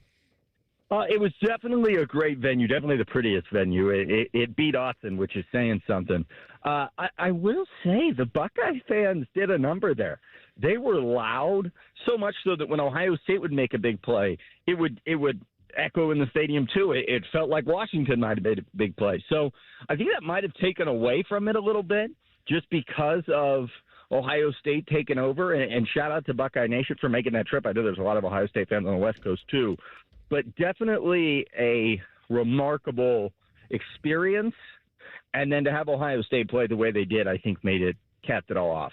It is a really good college environment. It played well on TV too. I mean, it looks great. I love when we have had and really games at that stadium for whatever reason. It's a really good college venue, but also, as we know, a really tough one to play in. Adam, how important do you think it was for this team to get experience in that environment? Although it wasn't, coming down to the wire, but you still had a young quarterback and some young players that got to play in a rowdy away environment that's across the country. It was massive for them, and I know Ryan Day will never admit this, but I think it was probably helpful that they struggled there out of the gate because it required them to lock in, really. I mean, if they'd come out and scored on that opening drive, they don't fumble the punt, this game could have gotten ugly in a hurry. Instead, they had to rally together with a crowd that quickly was into the game knowing, hey, we could pull the upset here, and they found a way to answer because, honestly, Ohio State was just night and day better than Washington in this game. if you go back and watch, really the only thing stopping Ohio State was themselves there for much of this game. And after watching Wisconsin and Michigan, I've got to say, I don't know. I mean, Ohio State could score like 3 points against Wisconsin in a couple weeks and I think win with this defense because they're just that good. Yeah, and I wanted to ask you about that. What are you hearing from the guys in terms of the RVL Reeses of the worlds and the Hartfords, the new starters, the Caden Currys after, McDonald, plays like that? Are these household names, That's just rude. Just Adam. That's rude, Adam. Okay, Adam. Like whatever he just I thought did. we were running Make sure back you the leave a fish hitting him in the chest audio. I Leave was a like, tip all at right. Starbucks, I Adam. was like, Cole, that was amazing. No, but I can do it again. Is he gone? I thought he was doing it mid-conversation. We got you now, AK. Okay. DeVere was in the middle of his question. Well, yeah, I just wanted to see where we were with the defensive psyche and what you're hearing. Do you feel a confidence in a, hey, like they don't know what we're in? Like, what are you hearing on their side of the ball? They're 100% confident. I mean, I think when you look at every level of this defense, the defensive line had all the questions. They are now a strength of this defense, arguably the strength right now. The linebacker room is the best linebacker room in the country, and the secondary is the best secondary in the country. So when you look at all of that, it's hard not to just go out there. I think Caleb Downs said on his podcast he was a little bit bored in the last game because he knew the defensive line wasn't going to let anybody get to the secondary, so he didn't have anything to do. I mean, this is a group that is playing confident. This is a group that trusts in their coach and Matt Patricia to put them in the best scenario. And from there, it's all panned out through 4 games. AK, let's go back to offense. I want to pick your brain on this running back room right now because turning the page from last year with Travion and Quinshawn, there was questions there, right? We know there's talent in every single room over there at the Woody Hayes facility, but until you see it, sometimes you just don't know. But after a few games now, just talk about this running back room and your thoughts on what they can provide. AK, we got you. Hey, Cole, when in doubt, fish video. Fish video. Yeah. Adam, you got to take us off mute. Yeah, there you go. Every time we lose connection with Adam, just play the fish thud. AK, did you hear my question about the running backs? Your thoughts on them? Okay. I heard your question. I don't know what is happening. I will tell you, my phone may or may not have just tried to FaceTime you guys. So, yes, I mean, I think at this point it is Bo Jackson's backfield, and it's not even close to a discussion.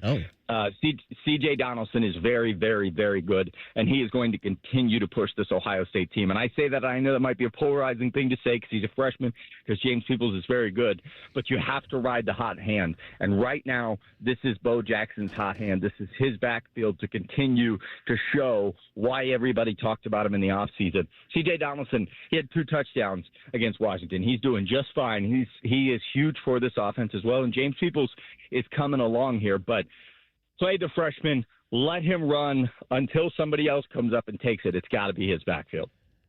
I think it's it might be a hot take, but I think that's a really good way to look at things. Because I think when you're saying, like, play the hot hand, absolutely. At that position, too, we've seen time and time again, like, there's young players that can come in and make an impact as a running back, and you know when you see it because their legs are just live, right? They don't have any like hesitation going into the hole. They don't have that bad scar tissue built up for when things have gone wrong. So I'm with you on that. I mean, is that something that has been, maybe they're not discussing it externally, but is that something you think we should expect in these next few weeks? I mean, I think you've seen it through the last 2 games. He's led the backfield in carries. I think it's very, very hard to take a running back out who is doing everything right in the moment. And I go back to that game against Grambling State where Bo Jackson fumbled on the goal line and Ryan Day and Coach Locke were so locked in with him talking about trying to grow from that play. That tells me everything I need to know because those are coaches that clearly knew moving forward he was going to have a much larger role in this offense. It's not to say that James Peoples and C.J. Donaldson don't have a large role in this offense. I have just always been a firm believer with the running back room. Give the ball to the guy that's cooking. And right now, that is Bo Jackson. All right, AK, before we let you go, lay out your schedule for the rest of the afternoon into the evening for people that want to follow you. Well, first of all, My mother texted me and told me that I shouldn't be so rude to Dane and that I need to congratulate him Mama on being King. a father. No. And I will say congratulations. Of course, I was going to text him privately, but I was going to give him a hard time on radio. So, Dane, congratulations. I hope you named the baby Adam. Number 2. His daughter. It was a girl, but yeah. Well, still name it Adam. Okay. You know? And when it comes to where you guys can find us, well, we've got Game Time with Ryan Day. You can watch every Saturday at 9 a.m., but if you missed today's, you can go to OhioStateBuckeyes.com and see that. Plus, make sure you tune into Wall to Wall Sports tonight. We're going to have live coverage from the shoe, breaking down the Buckeye game against Minnesota. That's at 11:35 on 10 TV. He is the man that sits on the Iron Throne at 10 TV. He's the one and only Adam King. AK, as always, we appreciate you, man, and I guess we'll see you soon when you come into the building. Sounds good. All right, man. There he goes. Adam King was joining us via the Bryant Heating and Cooling. Yeah, I hope he doesn't wear that fish suit in here, man. Crazy. Yeah. Sounds like he got ran over by a running back in that clip. Absolutely insane. We love AK around these parts. Coming up next, it'll be our Behind Enemy Lines segment. We were joined. DeVere was with me yesterday. We talked to Andy Greeter, who covers Gopher football for the St. Paul Pioneer Press. You will hear that interview next. This is the KeyBank Fan Pregame Show right here on The Fan. Fan traffic. From the Riverside Bank of Dublin Game Day Traffic Center. Definitely starting to see some volumes build in spots. The off-ramps from 315, both north and southbound to Lane Avenue, are pretty busy right now. High Street is very crowded between Lane Avenue and 11th Avenue. Olentangy River Road is pretty busy between Lane and King. Lane Avenue is busy between Kenny and High. And don't forget, on game days, Woody Hayes Drive is closed between Tuttle Park and Cannon Drive. With game day traffic, I'm Kate Burdett on The Fan. For 48 straight years, Ford F-Series have been the best-selling trucks in America. We got here by engineering breakthrough technology, redefining built Ford tough, and never settling for second best. But what's really made Ford F-Series the #1 selling trucks in America is you. Ford F-Series, built Ford tough. Based on 1977 to 2024 calendar year total sales. Buckeyes, the 2025 football season is here, and that means 3 things: football, game day, and smooth Jameson whiskey. Whether you're catching the game at home, at your neighborhood bar, or soaking up the team spirit at a tailgate, Jameson Ginger and Lime and Ohio State Athletics are a winning combo. So cheers to making game days even better with the official whiskey of the fans. Jameson, proud sponsor of Ohio State Athletics. Taste responsibly. Jameson Irish Whiskey, product of Ireland, 40% alcohol by volume, 80 proof. Copyright 2025, imported by John Jameson Import Company, New York, New York. Hey, what's up? It's T-Bone. If you're a sports card fan like me, you've got to check out Midwest Cards in the Arena District, right outside Nationwide Arena. These guys are true collectors themselves, and they've built a shop that lets you experience card collecting in a whole new way. They've got sealed boxes, packs, single cards, signed memorabilia, and plenty of TVs in their lounge. Yeah, they have a lounge. And don't forget the card bar, where you can open packs while you have an adult beverage. It's awesome. Stop by Midwest Cards today and tell them T-Bone sent you. Drive through football season with style, comfort, and confidence. AR here and my friend Rich Newsom and his team at Germain Honda of Dublin have more than 500 new and pre-owned cars to choose from. And the best service team in town on Sawmill Road, just south of 270, and GermainHondaofDublin.com. Here's a stat that hurts. The average adult waits up to 2 years before getting help for joint or back pain. 2 years of sitting out. 2 years of missing the game. At Ortho Neuro, you don't have to wait. Our orthopedic and spine experts treat every joint issue, often without surgery, and we've got next day appointments ready. Don't sit on the sidelines another day. Schedule your consult now at orthoneuro.com. Ortho Neuro, for every motion in life. Hey, you mind keeping it down up there, please? KeyBank will meet you in that I need new neighbors moment. Rick, it's your mortgage loan officer, Beth. I was in the neighborhood and wanted to let you know your home loan application's been approved. Beth, you're always there for me, and not a moment too soon. Are your neighbors bowling with grand pianos again? And apparently raising livestock? Ooh. For every financial need, we'll meet you in the moment. KeyBank opens doors. Equal housing lender. NMLS number 399797. Drive through football season with style, comfort, and confidence. AR here and my friend Rich Newsom and his team at Germain Honda of Dublin have more than 500 new and pre-owned cars to choose from. And the best service team in town on Sawmill Road, just south of 270 and GermainHondaofDublin.com. Hello, big voice guy here. I've been hired to tell you all about the Fan's YouTube channel. Did you know you can immerse yourself in Buckeye goodness like Austin and Berm's daily podcast, The Beat? Yes, sirree, Bob. Subscribe today. Fan weather. From the Logan AC and Heat Services Weather Center. A hot summer day ahead. Go Buckeyes. Temperatures in the mid to even upper 80s in a few spots with lots of sunshine in the forecast. But we do rebound overnight as we get very refreshing with our lows down into the mid to upper 50s. For Sunday, the dry weather continues and so does the sunshine. For the Fan, I'm meteorologist Meredith Garfalo with the 10 Weather Impact Forecast. The ultimate way to get ready for another Buckeye victory. You're listening to the KeyBank Pregame Show. Proud to be your flagship home of the Buckeyes. The Fan. The fans behind enemy lines. Sponsored by your Central Ohio Ford dealers. We got Minnesota in the house today. Yesterday on Rothman and Ice, DeVere was in for AR. We caught up with Andy Greeter, who covers the Minnesota Golden Gopher football program for the St. Paul Pioneer Press. Here is his breakdown of what P.J. Fleck and the crew will be bringing to the field tonight. Let's start at the most important position for Minnesota. For the folks that have not watched Drake Lindsey, that don't know who Drake Lindsey is right now, break down the quarterback for P.J. Fleck.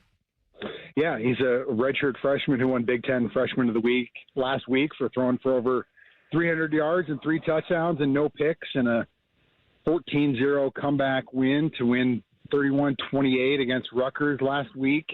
He's a pro-style quarterback who has a big right arm, who is being tasked with running an NFL-style offense and looks to be kind of very precocious and ahead of the curve when it comes to being able to do it at a Big Ten level. Obviously, he hasn't done it against Matt Patricia defense and what the Buckeyes are going to be presenting to him tomorrow night at the Horseshoe. But as far as a young quarterback for a program like Minnesota, it's a great sign of the future and a sign of the present that they have a quarterback of this skill level and talent. Absolutely. I want to go to the other side of the ball. One of my favorite players in college football outside of Caleb Downs at the same position is Corey Parrish.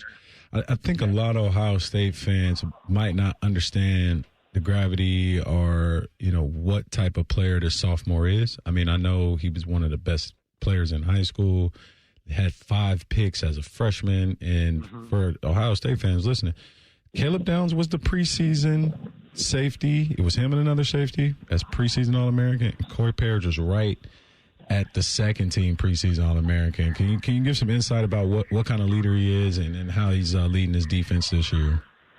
Yeah, I mean, as diehard Buckeye fans will probably know, Ryan Day was up at his northern Minnesota school just before signing day 2 years ago, trying to get him to come to Columbus, and he decided to stay home in Minnesota. And obviously, the Gophers are thrilled that he did because he had, just an amazing freshman year with those 5 picks he talked about. He was great in the return game, and they felt like he was dynamic and athletic enough to play a little bit on offense to start this year. Now, when they go to Cal a couple of weeks ago, he's trying to do a little bit too much. He's trying to be a little bit too much of a playmaker and trying to force things and had a really bad outing at Cal and muffed a punt. And the Golden Bears scored a touchdown and were able to win that game based on his miscue. So he's trying to find himself as a sophomore. I think he had a bounce-back game against Rutgers last week. He had a 60-yard punt return and had a really nice sack on former Gophers quarterback Ethan Kelly-McManus and had a bunch of tackles, but he's still trying to find himself a little bit. I think he's missing a couple of tackles. I think he's a heavy-hitting safety who prides himself on being a ball hawk, and obviously he's got All-American buzz coming into this year, but hasn't quite worked out for him so far. We're talking all things Minnesota football with Andy Greeter, who covers the Gopher football for the St. Paul Pioneer press. Let's stay there on defense right now, Andy, because the numbers tell us that Minnesota's been doing a good job of getting after the quarterback. And one guy that's been a big part of that is Anthony Smith. Talk about this defensive line and some of the guys that have been creating a lot of static down in the trenches. Yeah, it really starts with number 0, Anthony Smith. He's all of 6'6", 290 pounds, and doesn't quite look – he looks more of like a defensive tackle than a defensive end, but he's got the twitch to play on the outside at an edge spot. And he was very disruptive against Rutgers, and he's been very disruptive over his last 10 or so games. And, he's a guy that I think the Gophers could have go in the first or second round here in the NFL draft in April. And it really kind of starts and ends with him. Because I think there's some other quality pieces. Devin Eastern is a senior that could get drafted as well, interior wise. But it really starts with Anthony Smith, and if they're able to take him out of it, I think they're able to kind of neutralize what the Gophers have up front. Absolutely. I'm a PJ Fleck fan. When I first got to Ohio State, he was still, when I first started getting recruited, he recruited me for like a bit there, and then he was in Tampa when I was coming out as a receiver coach. So any interactions with him, I always like him. But I wanted to ask you, his psyche, the psyche of the team, obviously the slow starts this year, and then coming off last week. What's his message coming into Columbus, 3-1, going against this type of team? Where are they sitting right now with Coach Fleck's leadership? Yeah, I think when you look at him, obviously, as you know, he's about 5'9" and was able to play at Northern Illinois and got a few years with the San Francisco 49ers. So he's been overachieving his entire life. He was one of the youngest coaches in college football when he started at Western Michigan and when he got to Minnesota as well. And so I think there's always kind of as you know, there's always some phrases with PJ. It's not a chip on his shoulder. It's more of a crack, right? And that's kind of how they look at it. They certainly understand that they're going to be a massive underdog when it comes to the game tomorrow night in Columbus, but I think they want to look at relishing that opportunity and really leaning into the fact that they're underdogs and finding a way to, as Drake Lindsay said earlier this week, kind of shock the world.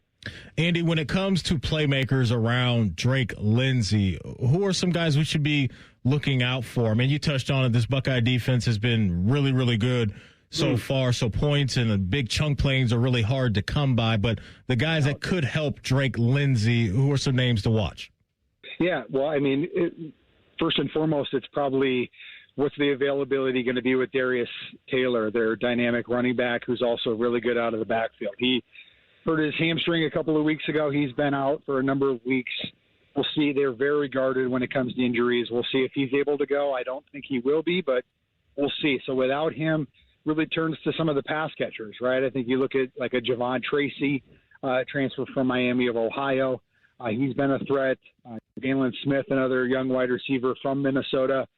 And Jamison Gears, one of their tight ends, who's been really good, especially in the red zone. I know the Buckeyes have been absolutely lights out when it comes to other teams getting in the red zone, but Jamison Gears has made some really nice contested catches in that area. So those are three players that I would look to as potential threats against the Buckeyes. You touched on a guy or two that they got out of the portal. As you know, just that and NIL is having such an impact on the sport right now. Like that aspect of this football program right now, NIL, the portal, what's that looking like for you guys up there? Yeah, it's a challenge, right? Obviously, the Buckeyes are the haves, and the Gophers and so many others are the have-nots. I think what has made PJ able to be successful at Minnesota is they haven't lost a lot of players. In the last 2 years, really the only player that they wanted to keep that they couldn't is Phillip Daniels. And you guys obviously know him because he's a starting right tackle for you guys. But he's a Cincinnati guy. His cousin, Paris Johnson, all of those things really made sense for him to come home and play for the team that he grew up rooting for. But they've done a nice job of really retaining a lot of the other guys and being a developmental type program and trying to find ways to be successful for guys that are at the group of five level that have peaked at that spot and want to try themselves at the Power Four level. So I think that's where they've tried to find the inroads and try to find successes. And try to find something out of a bargain bin, if you will, because obviously their NIL budget is a tenth of what the Buckeyes is. So they really have to try to find value in spots that obviously the Buckeyes aren't looking for. Andy, we'll get you out of here on this one. The expectation now for this football program moving forward after a 3-1 start. Look, you lose one to Ohio State. There's no shame in that. But let's say they do lose that game. Coming out of this one at the Shoe, what's your expectation now for this team after watching them for a few weeks? I would say it's still trying to find a way to, 7, maybe 8 wins. I think they have it in them. I think if they're able to get Darius Taylor back and the quarterback continues to make the strides that he has, and Drake Lindsey, and the defense is usually pretty stout. Obviously, the level of competition is going to be different this weekend. But I think this team has enough pieces within it to find a way to obviously get bowl eligibility, but the Gophers are used to that at this point. So it's finding a way to get to 7, get to 8. Are there ways to kind of pull off some upsets along the way? Obviously, they go to Oregon. That's going to be their next most difficult game on the schedule. But it's trying to be in that second tier of the Big Ten, try to punch up and win the games that you should, and maybe knock off a bigger boy along the way. By the way, I appreciated your tweet from earlier today. An impatient woman hailing an Uber at the Columbus airport telephones her driver and says she is wearing an Ohio State shirt, as if that narrows it down in this city. That's good stuff. Andy, we appreciate your time, my man. Enjoy the game and enjoy the rest of the season. Thank you. Yeah, thanks for having me on, guys. Appreciate it. Behind Enemy Lines is sponsored by your Central Ohio Ford dealers. Visit Toyota.com. Toyota, let's go places. When we come back, it's time to apply some heat to somebody around the world of college football in our Who's Got the Heat segment. This is the KeyBank Fan Pregame Show right here on The Fan. Fan traffic. From the Riverside Bank of Dublin Game Day Traffic Center. Moving nicely without accidents or major hassles, just the usual spots building in volume. The off-ramps from northbound and southbound 315 to both Lane Avenue and Ackerman Road have been seeing a bit more action in the past few minutes. Also, remember that Woody Hayes Drive is closed between Tuttle Park and Cannon. Looking over at Olentangy River Road, it's pretty busy between Lane and King. High Street is also pretty crowded between Lane and 11th. With game day traffic, I'm Kate Burdett on The Fan. Hear those leaves crunching under your feet? Feel that cool nighttime air? It's definitely fall in Ohio. Fall is the perfect time to have the Waterworks Heating and Cooling inspect and tune up your furnace before the cold winter months hit. Just $89 to inspect and protect your family against those wintertime furnace breakdowns. Call 614-232-2222 or visit thewaterworks.com today to schedule your $89 fall furnace inspection and tune-up. Winter is just days away. Around here, it's all or nothing, and Toyota has more all-wheel drive choices than anybody, like the family-size Highlander and the bigger, more powerful Grand Highlander. Now through November 3rd, get a new 25 Highlander or Grand Highlander with 4.75 APR financing, or you can get 5.75 APR financing on hybrid models with approved credit through TFS.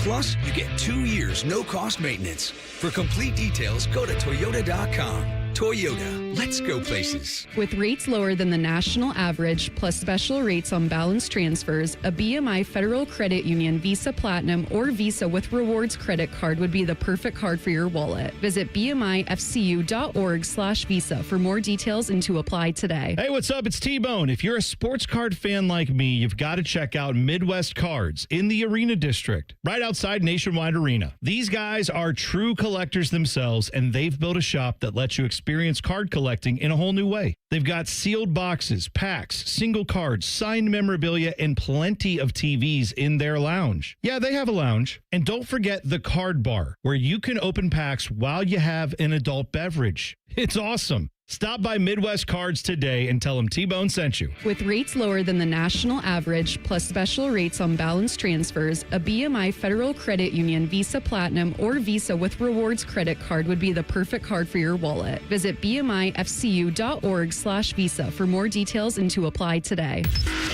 Bishop and Friends. Somebody had reached out to me about the bit I was doing last week was Arvell Reese's number 8. They're like, you should put that on a shirt. Arvell Reese's number 8. Bishop and Friends, sponsored by Diamond Cellar. Weekdays from 9 to noon on The Fan. The This is the Fans Game Day Scoreboard. This game day update is sponsored by Mutual Federal, proudly serving Columbus with personal and business solutions at mutualfederal.com. The countdown is now down to 4 hours between Minnesota and Ohio State. That'll be at 7:30. We are wrapping up some noon games right now. Number 20, Michigan beat Wisconsin 24-10. Illinois just wrapped up their game against Purdue with a 43-27 victory. How about this? Luke Altmaier, 19 of 22 passing for 390 yards. Not too bad. Cincinnati has expanded their lead. They are now up 38-22 over number 14 Iowa State. And Georgia had no problem with Kentucky. They win 35-14. So some of the 3:30 games that we're going to pivot to here. Number 7 Penn State is going to be in Pasadena playing UCLA. Washington at Maryland. Michigan State at Nebraska. And some of the ranked matchups. Number 16 Vanderbilt at number 10 Alabama. Number 9 Texas at Florida. And Boise at Notre Dame. You're listening to the KeyBank Pregame Show, the only way to get ready for a Buckeye game. Your home for Ohio State athletics. The Fan. As you prepare for another Buckeye football Saturday, one very important question remains. Who's got the heat? Sponsored by Buckeye Heating, Cooling, and Plumbing since 1948. All right, welcome back in. Matty Ice, Dane Sanzenbacher, DeVere Posey getting you ready for Ohio State and Minnesota here in about 4 hours. Over at the Shoe. Dane, you want to lead us off this week? Sure. Okay, do your thing, big dog. Yeah, it's 3:34 right now. So getting ready to kick off in Gainesville, Florida. I'm putting the heat, and I know I feel bad because I've done this to him before, but my man Billy Napier. And I do it because, one, this is an exciting game that's about to kick off. This is like a matchup that is classic looking, hasn't happened since they were riding horses to the stadium. Yes, Texas has not played in Gainesville since 1940 is what I saw this week. We were just wondering what the game day atmosphere looks like. We won't dig into it, but like... What was concessions like? Yeah, what was exactly? How did the teams arrive? There was not cold beer. Yeah, I know. Nope. There was... I don't know what things looked like, but it's been a long time. It's an exciting matchup, and it is truly... This is probably... If you're trusting the chatter, this is Billy Napier's Hail Mary. Like, the nail's pretty much, it seems like in the coffin for him as like his coaching tenure at Florida. Yeah. Unless you can go ahead and beat Texas. Maybe you buy yourself some time. So it's an interesting storyline. If there's ever been heat on somebody to win a big game, it's this one. You know how earlier we were talking about what's next for Fick in Wisconsin, looking at their schedule?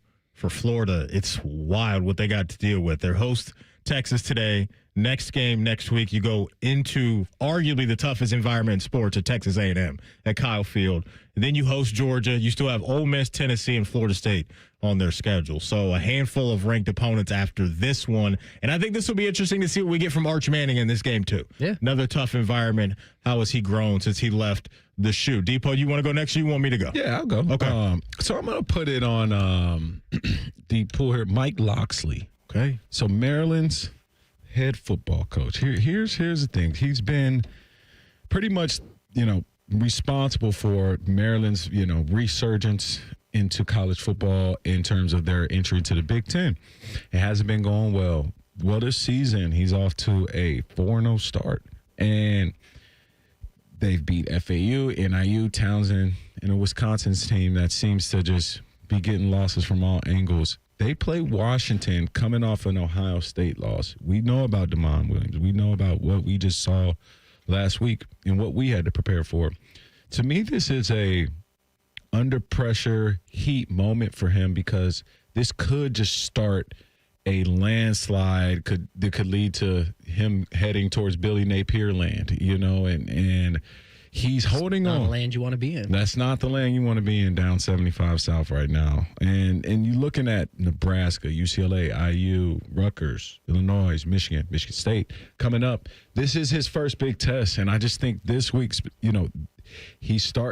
they're starting to creep. And they have a good quarterback, Malik Washington. He's playing very well at a height. He's long, he's tall, he's 6'5" and can play and can extend plays and has a big arm. So he has a guy that he hasn't had in a very long time. He does well when he has a quarterback. You remember it too, his little brother, Talia, man. And so he can compete in the Big Ten. So pressure's on him today. Okay, I like it. I'm going back to the state of Florida and following Dane's lead on this, and I'm talking about the Miami Hurricanes defense today. Because we just got done talking about Alabama, the debut for, Florida State with their new quarterback and Tommy Castellanos. They clipped Alabama, and they clipped them by just imposing their will via the run game, right? Gus Malzahn's now their offensive coordinator. And so Miami's defense, you better tighten that chin strap up a little tighter today, because Florida State is just relentless with how they go about this thing offensively, more importantly, what they do on the ground. Florida State coming into this week leads the nation in yards per game. They're averaging 600 yards per game, but they are averaging 336 yards on the ground. That's second in the country. And so Miami should get this thing done, but you never know in these type of games. And so I'm just going to apply some heat to the Miami defense, because they have to bring it home today, because, man, they are just dialing it up on offense and just really coming at you downhill time and time again, that being the Florida State Seminole offense. Who's Got the Heat is brought to you by Buckeye Heating, Cooling, and Plumbing since 1948. Something that's popped up this week, Dane, and DeVere and I talked about this a little bit yesterday on Rothman and Ice, is then DeVere was one of these people early on that looked at this Ohio State team on paper and said, this team may be more talented than last year's team, right? The end result may not be the same in winning a national championship, but just looking up and down the roster, there's dudes everywhere. I want to play this for you. Here's what PJ Fleck is seeing for Ohio State and Ryan Day's crew right now. I have a ton of respect for Coach Day. I mean, a ton. He's an incredible man, first of all, and then just a fabulous coach. But, I know he has a lot of confidence in this football team that he's coaching. And I think statistically, when you look at them under Ryan Day, I mean, this statistically in the first 4 games could be his best team he's ever coached. And so this is a really good football team. So we're going to have to play our best football game of the year. We know that. But that's what's so fun about it, and what a great opportunity it is for us, and a great challenge at the same time for our football team. What are your thoughts on that, Dave? Yeah, well, I think the first takeaway is when we talked about the talent of these teams, or really just like national championship expectations last year, so hard to do that it's like you have to catch some breaks. And it might not even be that, like, your most talented team ever makes the run and automatically is a national champ. I think it's too soon to call it that. I think if I was an opposing coach, I would be saying all those same things coming in. I would say you are literally the best thing ever to cover myself. Like you, I've never seen. Right. But that said, they were saying that last year, though, weren't they? I mean, Will was embracing it's natty or bust. Remember the comments from? No, they were, and I was trying. That's a dangerous territory to be, just because it's. Yeah. Yes, you control your destiny, right? But so many things have to fall into place. Like even if you have the best. So they went and did it, but it was a scary place to live around here, because you're like, natty or bust talk is like that. I know, right? From your quarterback too. From your quarterback, that is tough. Right. So yeah, like I. This is a very talented team. I think last year they said that was the most talented. I think it's really tough to compare if you're looking at stats. I think it's too soon to call that. Yeah. But I think what you can take away is there's the potential to do great things with this team. For sure. I think you have enough talent to go and make a push wherever it needs to go. So, I mean, I think that's high praise, but you could probably look at it and say, yeah, Coach Fleck's right. Like, by the numbers, these guys are producing. Yeah. They're hitting their stride. They're probably at a better place than they were a year ago at this point in the season. I wouldn't argue with them. I don't think that means you're going to guarantee the result that we had last year. I guess that's what I'm hedging against. But yeah, I mean, this is it's you really have to dig to pick out why this isn't the number one team in the country and as talented as we've seen. One of the breaks that last year's team caught too was just the health, right, of guys that they were going to rely on all the time. Like, I know they ran into a couple injuries on the offensive line, but they figured that out down the stretch. But we weren't talking about, hey, Will's got to miss a couple weeks here, or Jeremiah or Travion has to miss a couple weeks. And that's kind of the luck you're talking about, right? Especially in this sport, right? It's just like guys are going to get beat up all the time. That's just what it is. And so last year's team avoided those kind of speed bumps for the most part. We'll see if they can do that again this year. But yeah, Depot, I know you were kind of on this early, that the makings of this team looked pretty good prior to us kicking off against Texas. And now here we are 4 games in, and they looked the part, man. They look like a dominant unit. Yeah, I think there were some pieces last year that we were unsure about. Obviously, getting Will Howard in there, replacing Kyle McCord, and him bringing a veteran presence. And it was a competition at some point last year. Obviously, he won and took over and had the year he had. but we just went kind of position for position in terms of how people can mature. And a lot of the production from last year is still here. And we're also missing a lot of production. And not saying that this team should be compared to last year's team. I just believe there's a lot of champions still left on this team. Like, we didn't lose as many people out the door as you really think we did who made big plays. I mean, in some instances, if you go position for position, I think, look, Jermaine Matthews, loved Denzel Burke, but I think a potential first-rounder corner, a fourth-rounder had to make room for him, so he played. Caleb Downs is who he is, a top-5 pick. Then we have other safeties that replace Hancock and Ransom. Those guys are playing well. We have Igbinosa. He's still here. He played on that team. Arvell Reese made big plays. Caden Curry made big plays. Sonny Style played almost every snap. And so it's a lot of the same guys here 1 year older. And so that's why I, felt compelled to say, I'm not trying to compare it. I just think, man, we get guys back who made, 50, 40 to 60% of the snaps last year on defense. We get those guys back. And that production level will probably be better. And I think the beauty of all that, specifically with what you're talking about on defense, is that allows Julian to not have to be the guy right now, right? He doesn't have to feel like, hey, I got to go out there and sling it and force certain things that aren't there, and we got to get to a certain amount of points week in and week out. Like, to me, that just that's such a big deal for a year one quarterback to know that I got a defense that has my back. We got East to West coming up next. We'll run through the Big Ten schedule and hit you with our final thoughts on Ohio State and Minnesota. This is the KeyBank Fan Pregame Show right here on The Fan. Fan traffic. From the Riverside Bank of Dublin Game Day Traffic Center. No accidents or major delays to report for you, just the usual spots that are pretty busy. Lane Avenue is one of them between Kenny and High Street. On Olentangy River Road, you're seeing a few more brake lights between Lane and King. High Street is busy between Lane Avenue and 11th. And, of course, those off-ramps from 315, both north and southbound to Lane Avenue and a little bit to Ackerman as well. Pretty crowded right now. Remember, Woody Hayes Drive is closed on game days between Tuttle Park and Cannon. With game day traffic, I'm Kate Burdett on The Fan. What's better than cheering the Buckeyes on to victory? Wearing our exclusive collection of OSU jewelry as you watch. Hi, this is Alex Johnson from the Diamond Cellar. We're an officially licensed jeweler of The Ohio State University, and we've created beautiful Buckeye jewelry that will last a lifetime. From Blanco earrings to diamond script Ohio necklaces, we've got luxury Buckeye gifts starting at $99. No matter where you're watching, show your Buckeye love at the Diamond Cellar, proud sponsor of Ohio State Athletics. Hey, it's Timmy Hall, and it's party time, baby, because the Grove City Smokin' Hot Wing and Music Fest is back Saturday, October 4th at American Nitro. From noon to 9, you get wings, beer, live music, football on the big screen, and more. Don't miss the wing eating and bobbing for wings contest either. Ooh, veterans, military, and kids under 12 get in free. Get the tickets at AmericanNitro.com/wingfest. Presented to you by The Fan, Columbus Chamber, Brex Paving, Darby Dental, and Equipment Rental. Wingfest 2025, the ultimate fall kickoff. Don't miss it. For 48 straight years, Ford F-Series have been the best-selling trucks in America. We got here by engineering breakthrough technology, redefining built Ford tough, and never settling for second best. But what's really made Ford F-Series the #1 selling trucks in America is you.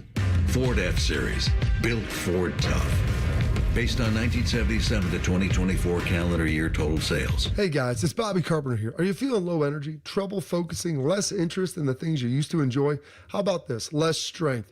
It could be low testosterone. Affinity Whole Health is offering free labs to check your testosterone levels. These labs, they're normally $99, but in the month of October, they are free. Sign up now at feelgreatcolumbus.com.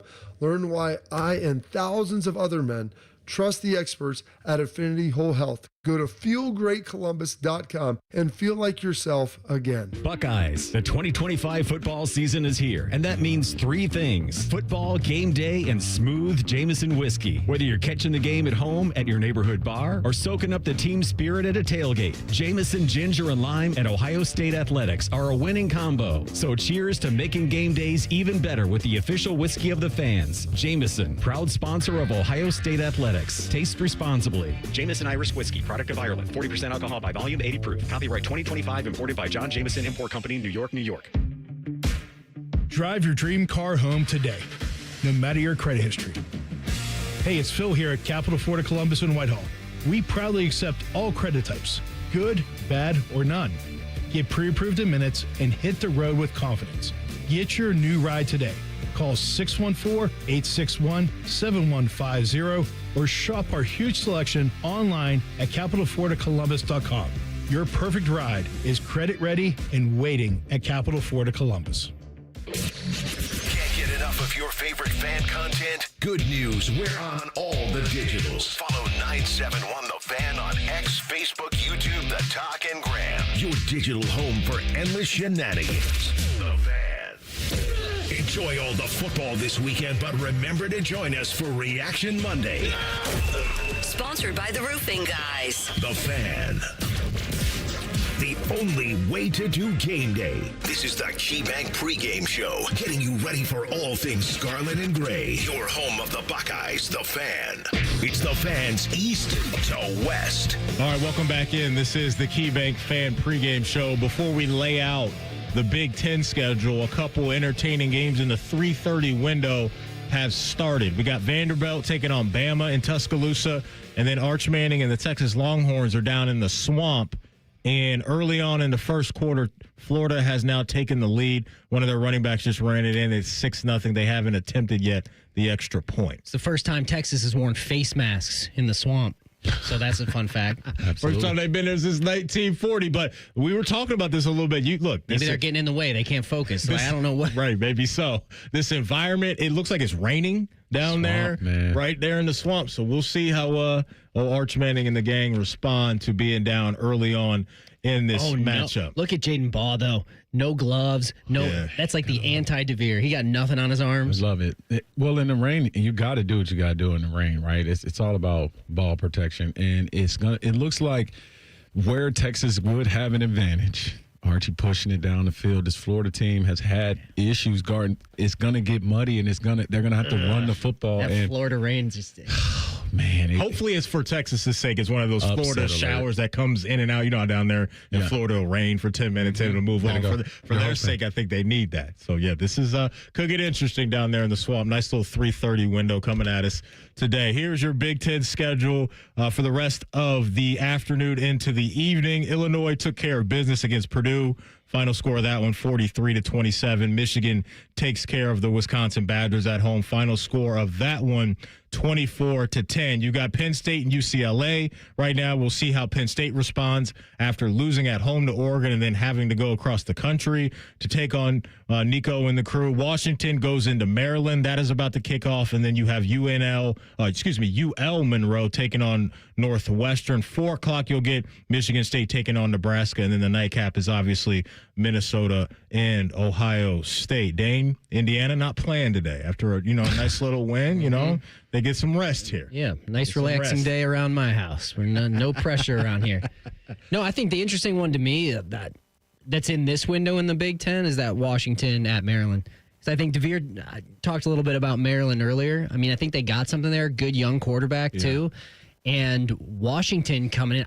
I thought. I mean, they're a talented team. So I want to see okay, how does Washington then bounce back after last week? Yeah. That's a tough loss for who they think they can be as a program. Mm-hmm. So I like that too as another little bounce back. Okay, judging that against the Ohio State performance, where's Washington at as a program? I like that. I'm big on teams after playing in a big time game. Yeah.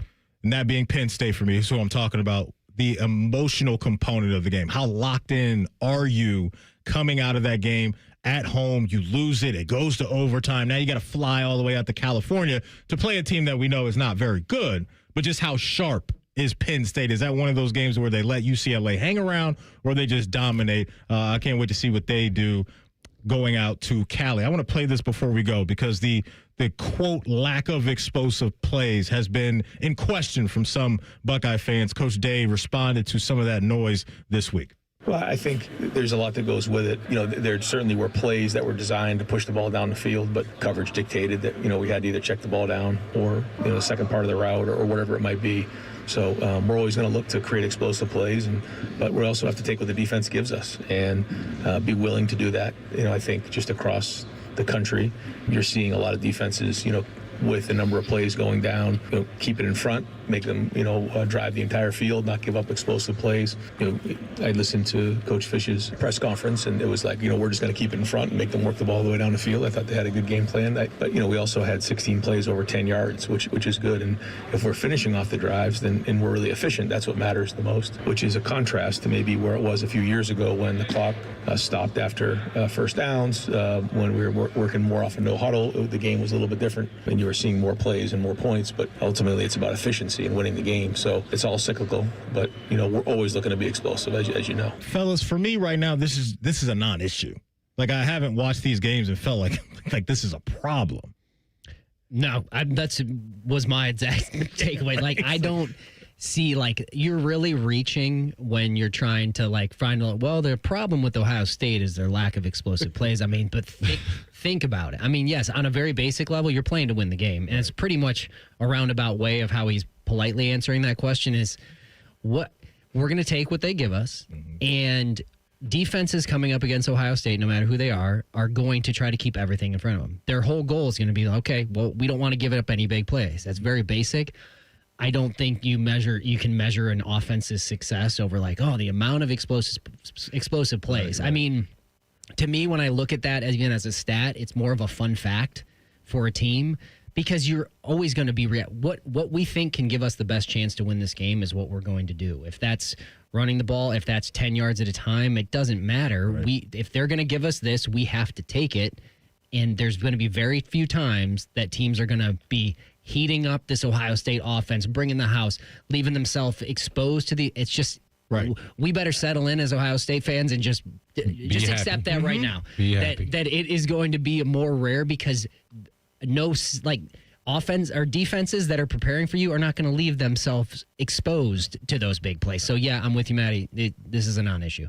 Yeah, no, it's not. Nothing to worry about. And here's the thing, guys.